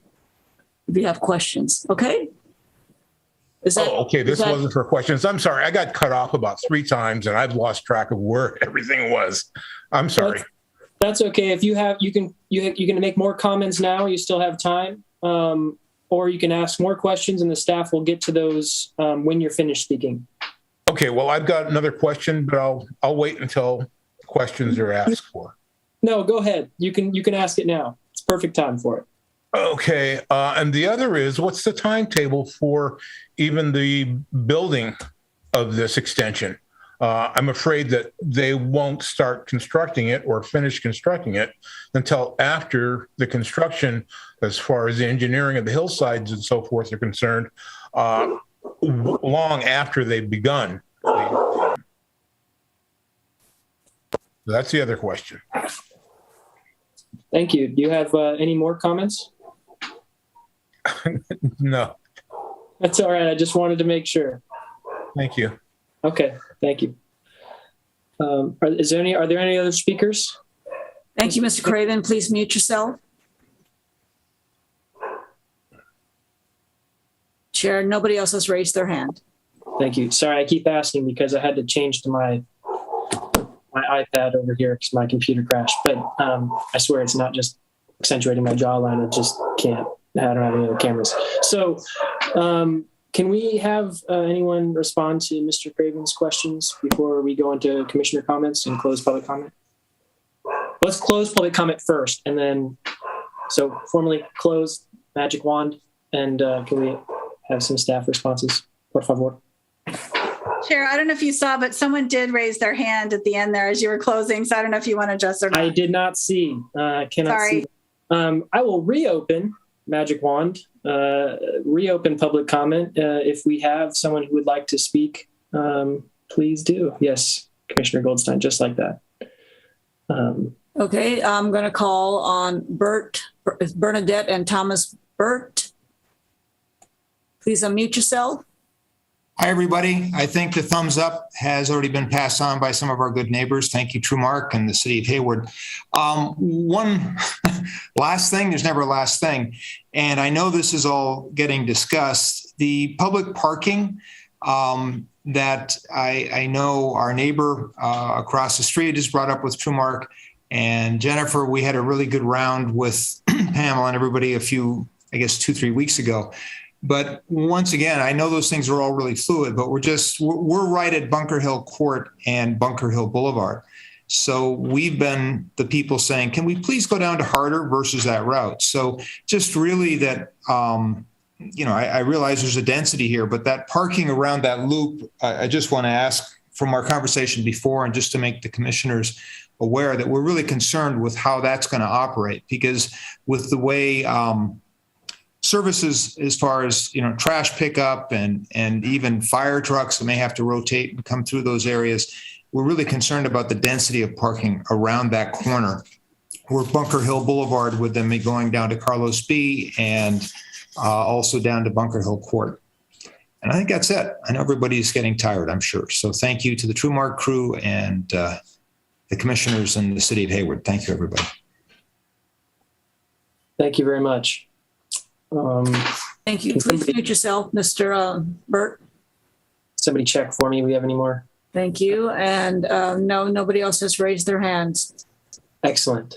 Well, not excellent. If more people want to speak, please do. But we can move on now. So I'm going to close public comment again. And before jumping to commissioner comments, could staff please address some of the stuff that's come up in public comment, please? Thank you. Yeah, Commissioner, I could take the question about the left turn there. Due to close proximity of Tanglewood is actually less than 100 feet away from the proposed intersection, it would not be a safe maneuver to have vehicles turning left out of there because there would be a conflict with vehicles coming out of Tanglewood or going into Tanglewood.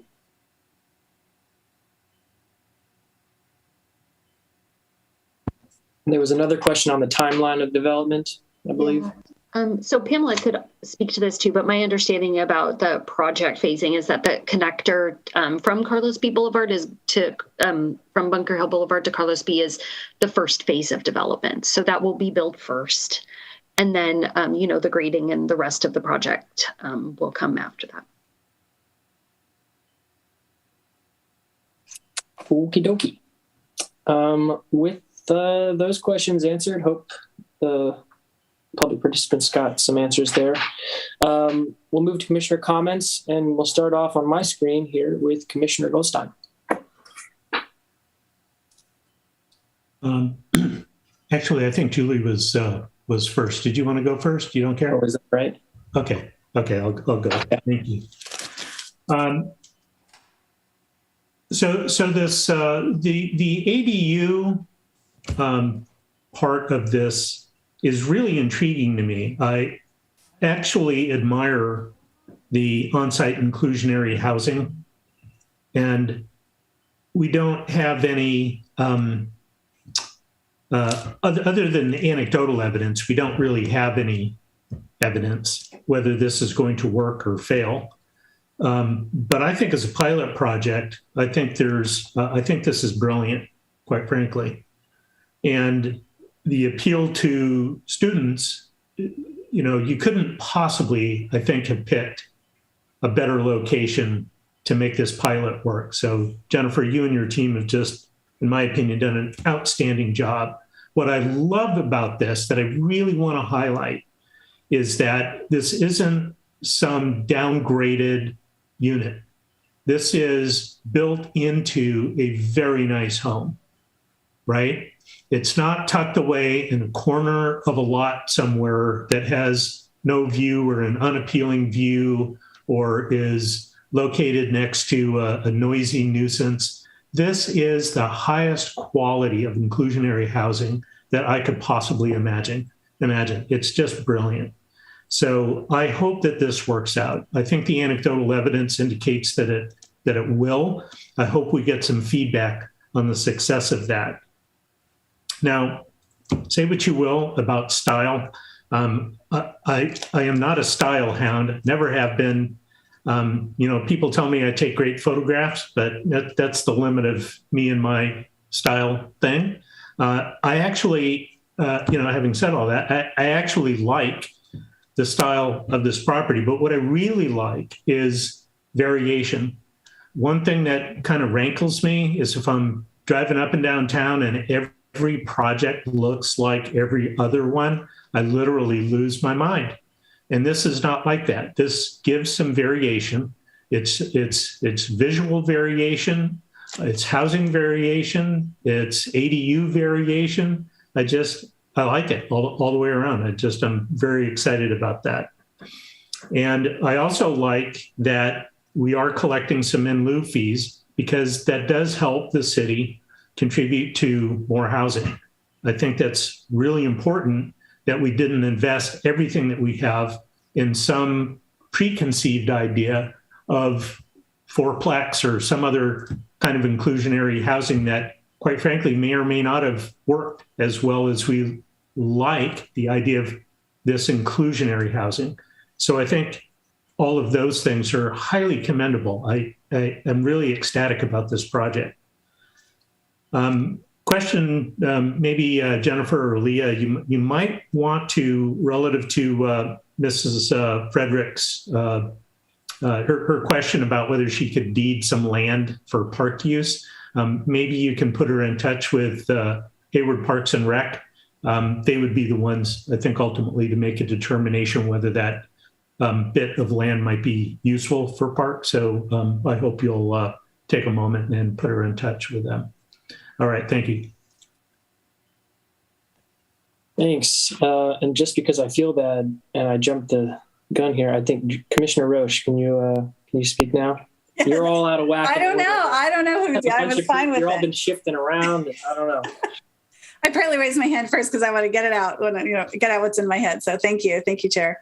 So I appreciate the difficult job that it took to get to this project. I know, I drove up there, and this is a steep, rolling hill site, and I'm sure developing something that works has not been difficult. So I'm thankful for Trumark and to the city and all of the work that you've done to get here. I know that it wasn't difficult, and I know Trumark was bound with the master plan from the city. So I know this had to be a collaborative effort. So I appreciate that, and I do think it's probably as dense as you can get up there, given the topography. Is that the right word? The steepness and all of that. So I think as far as the density goes, I'm not sure we could have, asked for a large apartment complexes or something up there. Although I think that I probably would have preferred the duet model that we're talking about, Jennifer, but I know that that maybe that's something to look at in the future. And only because, I think those would have been sure bet units that would have been set aside for affordable as opposed to the maybe. Although I'll have to say that Miss Biggs' comments about that neighborhood being a pretty high rental area for Cal State students is helpful. That's actually helpful to me, that maybe people, and that was one thing I was going to ask of the developers. Would you consider including in your marketing materials, some encouragement for rental, like making sure people know they're next to the university and that like there's a high preference for these units to be rented out potentially to students or to other low income people? For the deed restricted? Yeah. That, maybe when you're marketing the properties that there's just a call out on this. Absolutely. And we actually, as part of what Jennifer was saying, there's some pretty strict even marketing requirements that are going to be put in the DDA. And part of that is how to market these units to really get the residents in there if they're rented. Okay. That's helpful. Thank you. Just so they know what they're getting into, Let's see. I'm trying to think. I'm trying to read my own writing. Okay, and then as far as the design, I know these are personal preference issues, and I know there's a wide variety of how people feel about the design. I too would like to see a little bit of softening, Garrett, as you mentioned to Miss, I think Frederick, it was, but it's not something I'm going to make an amendment over. I just encourage you to look at that, and maybe while you have continued conversations with the neighbors, maybe something will come up that will help with that. But that's my comments about that. Because Steph, this is a recommendation to the city council, right? We're not deciding. Okay. So things could happen between now and depending on people's opinions later. Okay. But overall, I think it's a good project for the city. I mean, it sounds like there's a long time coming here. There's a lot of compromise on both sides. And I'm comfortable with that. I like the community benefit of the trail and that it's going to be connecting with the other properties was really important. And I appreciate that that's part of the project. Let's see, I think, and then my final thought is just please continue those discussions with the neighbors. Like I said, there's only, 4 of them in the immediate vicinity. And then I think the rest of the neighborhood dealing with the traffic and things like that would be really helpful. And I would encourage you to do that. So thank you, everyone. That's all, Chair. Thanks, Commissioner Roche. Sorry if I'm out of some kind of order here. Y'all have been jumbled, but I'm going with Commissioner Lowe. Thank you, Chair. So I was very concerned about the architecture initially because although if I were going to buy a home that was the size that you were building it with, the lot sizes that you're building it, I would actually want it to look like the houses you're building. I do like the modern architecture, but I was concerned about whether or not it really did fit in with that sort of rural look of the area. However, I do think that it is what people want to buy right now. And the goal is to get these houses sold and to get people in them. So, and I also think that there are a lot of other really great qualities about this project as well. I'm excited about there being a dog park. Was talking to some people and some citizens. I was just standing in line at JCPenney one day talking to some people, and I was asking them, what would you like to see in Hayward? And they said, more dog parks. And so I'm excited that there will be a dog park there. I'm excited that the trail is a loop so that the people in the neighborhood can just take a really nice loop, walk around the loop, and also people who don't live in the neighborhood can come and enjoy that as well with the picnic tables and all the things that will be there as well. It's very exciting for our city.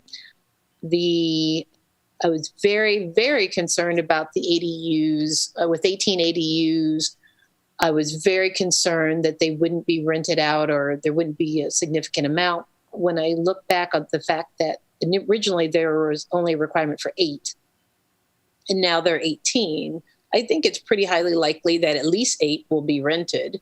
And after hearing the public comment, I believe that one of the things that I think is great, that really helped me a lot, is that we've talked here before when we've dealt with other, and this particular city planning commission, but I've also seen it with other city planning commission meetings before I came here, that we've talked that we really need to have more of a variety, more of a different types of housing and different types of low-income housing. And I think this project really does a good job of that, and also does a good job of creating student housing, because we've talked about that we really need student housing in that area, especially in Hayward, but especially in that area. And hearing from the public person from public comments that a lot of people in that area already rent out their space to students was very encouraging, and really made me much more interested in this project and excited about this project, knowing that that is something that's already happening. So I also want to point out that in addition to the dog park and the trail and the ADUs that probably will be used, that I do think will be rented, and the variation that Dan talked about in the housing and the way that this looks, we also are getting almost $2 million in lieu fees. And I think that's significant. And I don't think we really talked about that very much tonight, but I think that's really significant. And I think that we need to, I think that's something that we should be very excited about. And my one last concern that I have, or biggest concern I would say, is making sure that there really is oversight, whether it's the local housing authority or they are contracting with somebody. We really need to make sure there's oversight to make sure that these ADUs really are used for very low income. I'm very worried that that will get lost somewhere and no one will check, and it really won't be used for very low income. That's a huge concern, because that is a huge selling point for me. So those are my comments. Thank you. Thank you, Commissioner Lowe. Commissioner Stevens. Thank you very much. I'm sorry, I'm going to be negative. I appreciate TrueMark. I think you're a great developer. Follow you all over the Bay Area. Awesome work. KTGY, awesome architect. Respect them greatly. But when I opened the architectural plans last week, the song Little Boxes by Malvina Reynolds rung in my head. I don't know if anybody knows that song, but I was struck at how generic this product was. Now, I know everything I'm going to say is sort of pointless because the state has taken away all of our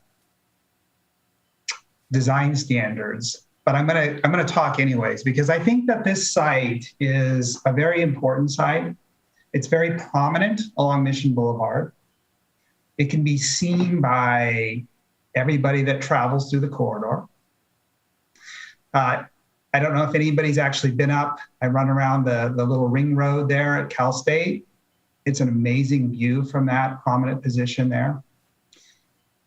I think using the land and building this type of product in this location is an incredibly poor choice. And when I called up the actual master plan and looked at the architecture in the master plan, it's very, very different. And I kind of just question, why develop master plan documents if we don't follow them in practice? So the other thing I kind of feel is sort of a kind of a misuse is that we are cramming ADU units into a product, a house style that's going to be, what do these cost? More than 1.5 million, maybe $2 million. What is the probability that somebody's really going to rent one of these? And then is it really practical for the city to manage this for perpetuity? I don't understand why we don't recognize this as a very, very valuable piece of land. Ask the developer to develop an amazing product that generates a tremendous amount of revenue. And that tremendous amount of revenue can go back to the city. And as Ms. Ott said, that revenue could be invested in other projects throughout the city. So that's my view. I know it's completely in opposition of pretty much everybody in the city, but I'm going to stand by it. So thank you. And we appreciate you, Commissioner Stevens. Commissioner Ollie Sullivan. Thank you, Chair. Thanks to the commissioners for their comments as well. Just a couple quick things here. First off, I want to really just thank the city for the work that's gone into this. It's been now about a year and a half for me on the Planning Commission, and I think this is the third potential Route 238 site that could have come to the commission. We've only actually seen two. And I think that speaks to how complicated and unique and intricate it is in order to get a project to this position and eventually build it out. And so the fact that we've gotten here, I think, is testament to the work that the city has put into this, and to TrueMark for their work on the project. And so really, I don't want it to be lost on us, the impact of this project and the importance to the history of Hayward as part of this broader these broader Caltrans properties. And so thank you for the work that's gone into it. Beyond that, two things really that I wanted to highlight. First off, the ADU piece of this and the affordable housing piece of it. Again, this is a discussion that we've had with council, that we've had as a planning commission. It's a problem. I think we all recognize that it is a massive problem. It's not unique to Hayward. It's a Bay Area and a California issue. But what I think is interesting in this project is it's sort of tackling it twofold, right? You were able to achieve the in lieu fees, so we're being able to bank money that the city can use at its discretion. I'm being a little bit excessive there. Obviously, it's not fully at our discretion, but you understand what I'm saying. At the same time, creating these ADUs, and I think it goes. What I like about it is it goes a step further than even just saying, okay, the homeowner can choose to put the ADU in their unit, but it's making a deliberate design choice to build the units in the house from the start that allows the owner to monetize, to add incremental income to their living situation. And having the proximity to Cal State Hayward, I think, creates a really unique opportunity for student housing at low pricing. And so for me, I think, again, is this the perfect way to achieve the affordable housing concerns that we have in the city for every project? No, but I think for this project, I think it's a very unique, novel approach. And, will it work? I don't know. I think we've raised some concerns about sort of the enforcement, and that's always going to be an issue with projects. But the city is clear in I think, direction from the commission here and what our concerns are. And I'm confident that the builder, through the CC&Rs and through the deed restrictions, as well as the city, will work to try and ensure that those units do get to folks who need them. So again, I think it's really interesting how TrueMark has sort of approached this. As far as the style, I know folks have talked about this. I look at this project and I saw the renderings, and really, this is the type of project that I would love to live in one day, right? I think it looks great. Again, is it? They're not individual custom homes, right? And so there's going to be some uniformity when you're building tract homes. But with that constraint, or with that knowledge, I think the design has taken into account the topography really well. It's sort of the moment. I think it has a sort of very modern, fresh look. What I will say, to follow up on Commissioner Goldstein's comments on the rooftop decks, yes, if you're able to put that in, I do think, where there's a will, there hopefully is a way. And as Dan, as you mentioned, yes, if folks know that they theoretically could climb up on the roof, you're probably going to have people going up there. So, build the rooftops. And again, as the builder, you can probably monetize that as well. So, overall, I really like the design. I'm excited to see this project. I'm actually, I'd love to support the project. And I would actually make a recommendation to move this project going forward. So I'll put the motion out there on the table if there's a second.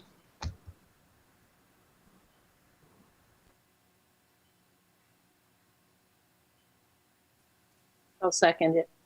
Okay. Motion to move the item of staff's recommendation to approve and recommend to council to approve.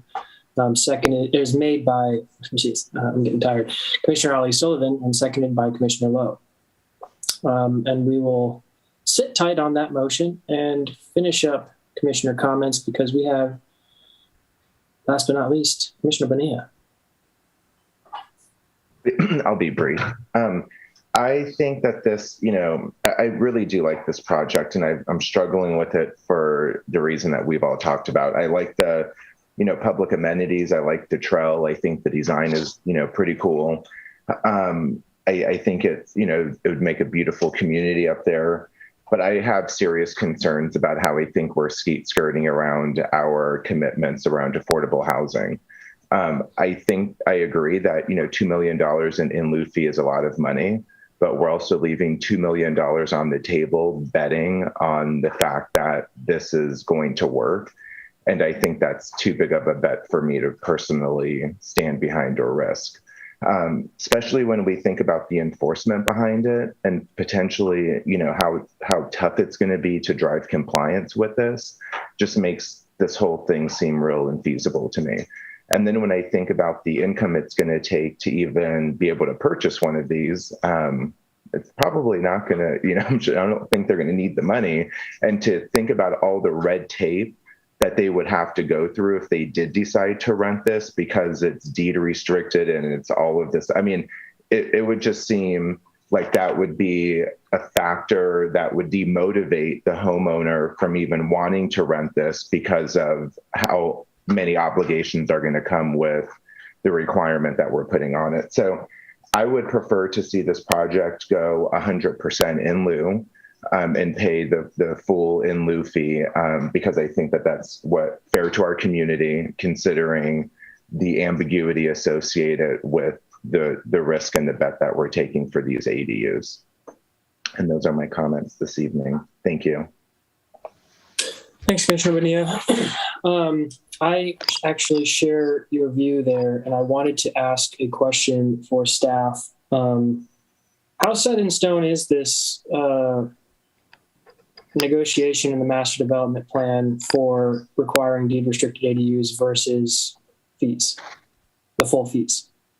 And just a question. It's fair. I mean, what I could do, I will tell you that this has come up a number of times with the city council. The city council this was put into the request for proposal, and to change that does have a pretty significant economic impact on the bottom line and what TrueMark would be willing to, pay for the property, because the economics are different for the ADUs versus actually paying the fees. So, but I am happy to pass along in the staff report to the council.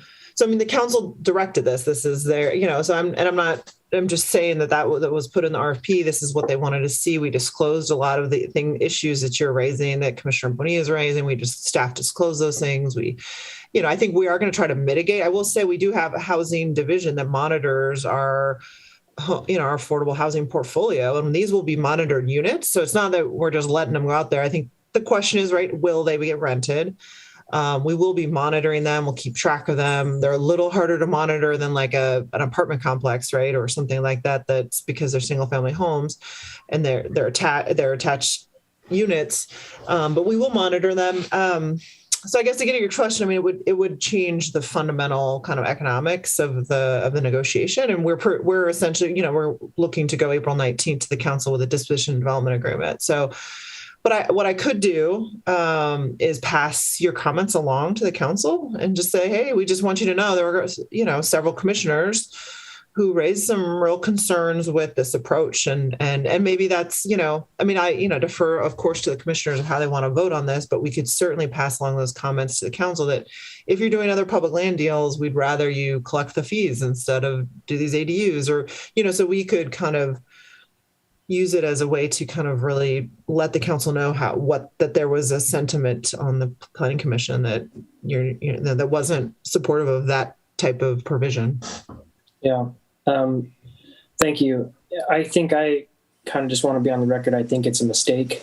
In my personal opinion, I think the fees are the better route here. $2 million really, when it's all said and done, is not a lot of money for affordable housing development in the trust fund matching. It's not. $4 million is really not that much money, given how you have to patch a lot of money together for, Eden Housing and a lot of these other affordable housing developers. It's a mess. I guess given that, I just see this as an impractical gamble, in my personal opinion. And, I have had concerns. I was part of the public kind of coming out and speaking on the relocation of folks from the Bunker Hill properties before those were demolished. And, I've been tracking this project for a long time.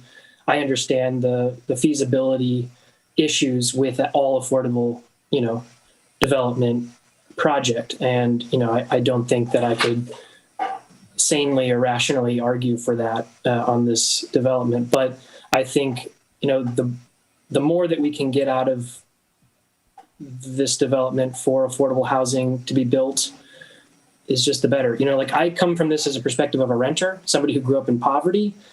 I frankly, if I'm just airing my dirty laundry here, I have a little bit of a distaste in general for building single family homes in the hills. It's hard for me to swallow that, knowing how many families are struggling to just buy a home, including my family, me. And I'm like a lawyer. I can't afford any of these homes, or, even the median housing price in Hayward is beyond my reach. So it's a struggle for me in the lens that I come through in this role on the Planning Commission and representing the community that I do and see myself as being a part of. And so, I kind of just make those comments for posterity. I guess they're really not purposeful, but can I make another thought for you to consider too? Is for some of is that the purchase price that the city will get, there will be excess land value, and so there could also be a suggestion to the council that that money, do they pay it in fees or do they pay it to the city as kind of more flexible funds? And so you could recommend or encourage the council to consider using some of those funds to supplement for more affordable housing. But what it, so it's just another idea too, because what it does is it provides the city with more flexibility on how those funds get used. So just another suggestion. Yeah, I really appreciate that. I don't think that's going to merit trying to take like a vote from the commission to make that recommendation. I think if it's okay to trust staff putting that in the report, that some of the commissioners thought that would be a good idea, because I certainly do. I don't, if somebody else, please speak up for the other commissioners. I think that's a good idea. The most that we can do, I think, is the better. And so those are my comments. I will, there's still some folks that are raising their hands, so I'll put a pause on what I'm saying and kick it back over to Commissioner Roche. Thank you, Chair. Yeah, I mean, the discussion is so interesting because I think the problem is we've all expressed this interest in having inclusionary housing, but this isn't really a choice of inclusionary housing. It's just this sort of strange maybe. And so it's so hard to really sort of think about how this is going to affect affordable housing in the city on this project. But going back to, because what would the rent be on one of these units? I was afraid one of you were going to ask me that. I don't know off the top of my head. I think if I remember our displacement study that says that where we really struggle is at like $1,200 a month rent. And that is a very low unit. It might be a little on the lower side. So around $1,200 probably to $1,500 per month. Okay. So I can't guarantee that that's exactly right, but I think it's in that range. Yeah, I mean, I think it would be on the lower part of that range. Yeah. Yeah, I mean, so I think it was to Commissioner Bonilla's point that, these are people that can afford these really nice homes in the hills. And would it really be worth the headache of being a landlord for that amount of money? But it might be more marketable to them if it was a market rate ADU. And then we were simply, not considering it's part of the affordable housing allotment and instead collecting fees. So what would it take? Because you said we can make a recommendation to the city to consider this as an all fee payout. But you're saying not for this project. That would make this a whole different project. Yeah, I mean, you could. I'm just saying that the council directed the affordable housing plan. Okay. And through many, many conversations with staff. So I'm not. You could. I'm just saying that the council that was what they wanted, and we went over a number of different options. And to change to an all fee project would impact the economics of the project and our transaction with TrueMark. Yep. But again, what we're getting by not having more fees is more excess land value that the city then has discretion over what it does with that money. And so I think to say in the staff report that, and just be honest, that there were a number of planning commissioners that struggled with affordable housing plan and the, deed restricted ADUs, interested to see if they work, but that feel that, kind of a big risk and would like to encourage council to consider using some of the proceeds to fund more affordable housing. Okay. So that was one, just a possibility. So we would just, include that so that the council can hear from some of the members here and that voice can be carried forward. Okay. All right. I'd support that. Yeah. And I know I'm belaboring the point. So thank you, Chair. Yeah. I was going to say, Commissioner Roche, if you're, stomaching open rebellion against council, I don't know. But I appreciate your comments. Commissioner Goldstein. Thank you. I just want, I have to address the cost benefit here of having these ADUs inbuilt into the structure. That $2 million that could be collected as fees, there is no way that for $2 million, you're going to build 18 units. It's just not economically feasible.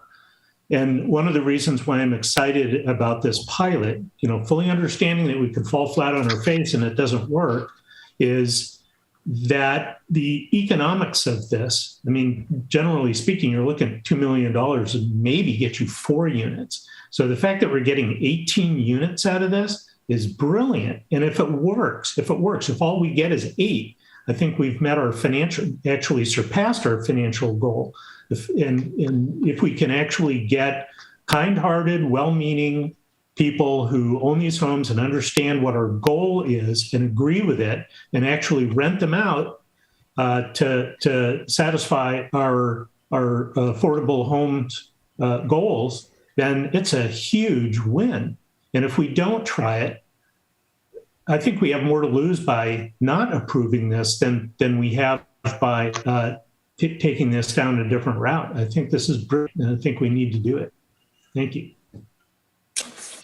Well, I love the genuine debate we have going on here, and I appreciate that. And I think all of this should be included in the deliberations that's sent to council. Someone else's hand was just up, and I think it flashed off. Who was that? If you want to speak, it was me, Zachariah. Okay, go ahead. I'm fine. I just wanted to recognize I definitely had a senior moment when I referred to True Life because it's True Mark. So Pamela, I saw you laughing. Yeah. I had both written in my notebook, so apologies there. But I just echo what Commissioner Goldstein said. I think you don't know what you don't know, right? And I fully respect and acknowledge what Chair Okenda and Commissioner Bonilla are referencing here and their concerns, and appreciate that. I sort of think, well, what is the alternative here, though? And as Commissioner Goldstein said, I think even if you were to say, look, let's get $4 million and not have the 18 below market rate ADUs, that $4 million might sit for the next 5-10 years until you've pulled enough money to actually build out a project that pencils. And maybe it's down the line, it's something great, but you have an opportunity here for 18. Maybe they won't all be utilized in this manner, but as we said, you're probably going to hit at least 50% of those. And to your point, Commissioner Bonilla, they're expensive homes, and so even with Bay Area salaries, I'm sure people are going to want to try and make a little bit of that mortgage back. So if you can get another $1,200, I think it's a win-win for folks. So would really just sort of echo what Commissioner Goldstein was saying, that there's an opportunity here, I think, in direction from council that we should really think through. Commissioner O'Sullivan, thank you. Commissioner Lowe, you have your hand up. Well, I think one thing we can all agree on is that this is not an easy decision. This is really hard. And I just appreciate all the thoughtful comments of all the commissioners. And I pretty much agree with everyone that, even the people that I seem to disagree with, it's just really a tough decision. I do also support putting something in the staff report that we would really like to see those fees go towards affordable housing. I think that we can, I think we can all agree on that as well. And I also think we all agree that we would prefer if all 18 people who bought those houses rented those out to very low income people. I mean, I don't think anybody disagrees with that. The question is it a gamble worth taking? Again, I was very skeptical until we had the public comment section. And I got to tell you, if I lived there and I had one, I would absolutely rent it out. No questions asked. It wouldn't even be an issue. And I just really hope other people will do the same thing. And I think it's worth the gamble. But I do definitely support using the in lieu fees towards getting more affordable housing, for sure. Thank you. Boy, I'm usually the optimist, and I feel like I'm the cynic in this case. So we'll, with that, it looks like we're all commented out, and we can go ahead and take a vote on the motion on the floor that was put forward by Commissioner Ollie Sullivan to approve staff recommendations to recommend to City Council approval of the project, and seconded by, I know this, it was Commissioner Lowe. Yes. And Ms. Chan, you could please call for the vote. Thank you, Chair. Commissioner Ollie Sullivan. Aye. Commissioner Bonilla. Unfortunately, no. Commissioner Goldstein. Yes. Commissioner Lowe. Yes. Commissioner Roche. Yes, with the added comments that staff look at the ADU situation, and that that council also consider the design softening comments that I made earlier. Thank you. Commissioner Stevens. No. Chair Okenda. Also no.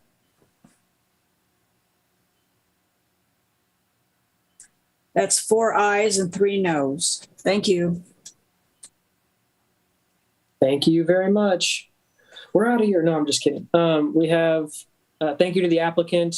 Really appreciate your time. Good luck on your next stage. I don't hold grudges.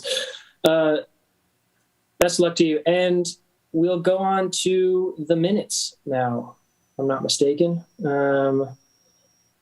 Somebody put up a motion to approve the minutes or deny them. I mean, if you really feel that way. But, I'll make a motion to approve the minutes. okay. Great. We have a motion to approve the minutes by Commissioner Roche, seconded by Commissioner Goldstein. Ms. Chan, can you take the vote, please?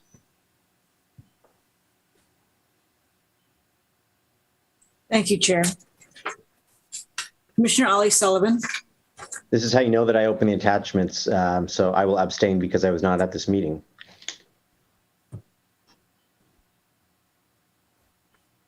Commissioner Bonilla. Yes. Commissioner Goldstein. Yes. Commissioner Lowe. Yes. Commissioner Roche. Yes. Commissioner Stevens. Yes. Chair Okenda. Yes, and I'll say I am just deeply impressed by the level of detail you were able to squeeze out of my comments from that meeting. So just great job, because I laid a lot out there and you nailed it.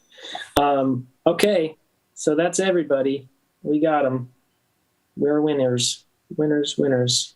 All right, and so done with the agenda items. We can now move on to staff and commissioner reports. Starting with staff, please. Yeah, good evening, commissioners. So I have 3 quick announcements. You may recall, for those that RSVP, tomorrow is decision maker training with the AC Collaborative. So those that signed up, it's going to be from 11 a.m. to 1 p.m. So feel free to come and get educated on all things housing and housing element related. So that's good news. That'll be tomorrow. Second thing I just wanted to highlight is that the joint Planning Commission City Council meeting that was originally scheduled for April 12th is going to be canceled. We are working, however, on several other efforts in the background and in the meantime to be able to get us prepared to come back to the Planning Commission, City Council. And some of those updates include later this month, early part of April, we're going to be releasing what's called the Balancing Act, which is it's more like a virtual video game that will allow members of the public, commissioners, and any other community stakeholders the opportunity to go in and play around with the site's inventory and provide direct comments on that topic to staff. And then in May, we're going to be releasing the draft housing element, as well as hold a larger community meeting, as well as take comments on that document. So I just want everyone to know, appreciate your willingness to participate in the joint session. We will be having some additional community meetings in the future. And then the last thing I just wanted to give a highlight for the commission is that at our last Planning Commission meeting, we talked about the transition over to the hybrid meeting option.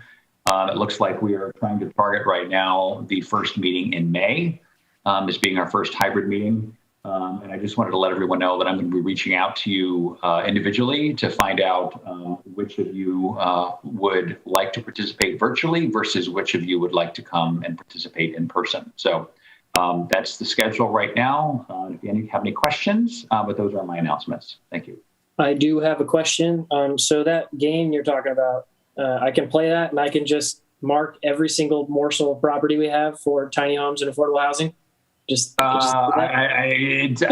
balancing act, so we'll okay. I'm just joking. So no other announcements from staff? Nope. Okay, commissioners, any announcements other than the day training we just heard about? Commissioner Stevens. Thank you. I just wanted to state something that was really positive that I haven't seen advertised around town is that Cal State East Bay theater department offers plays. And last week in March, they did a grand night for singing. And I attended it last Saturday evening, and it was a wonderful evening, lots and lots of fun. So I'm going to be looking to see what they offer in the future, and I'll be advertising that. But I would encourage everybody to attend. It's a great venue and tons of fun.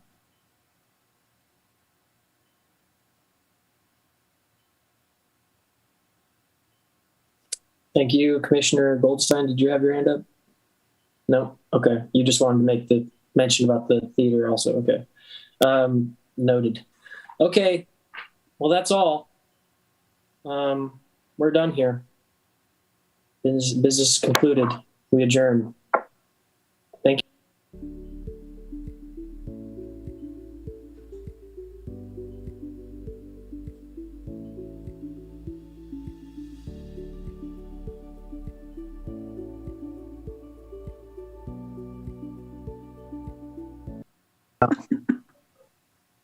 Okay. All right. Thanks everyone. Good night, everyone. Good night, everyone. Good night. Recording stopped. The recording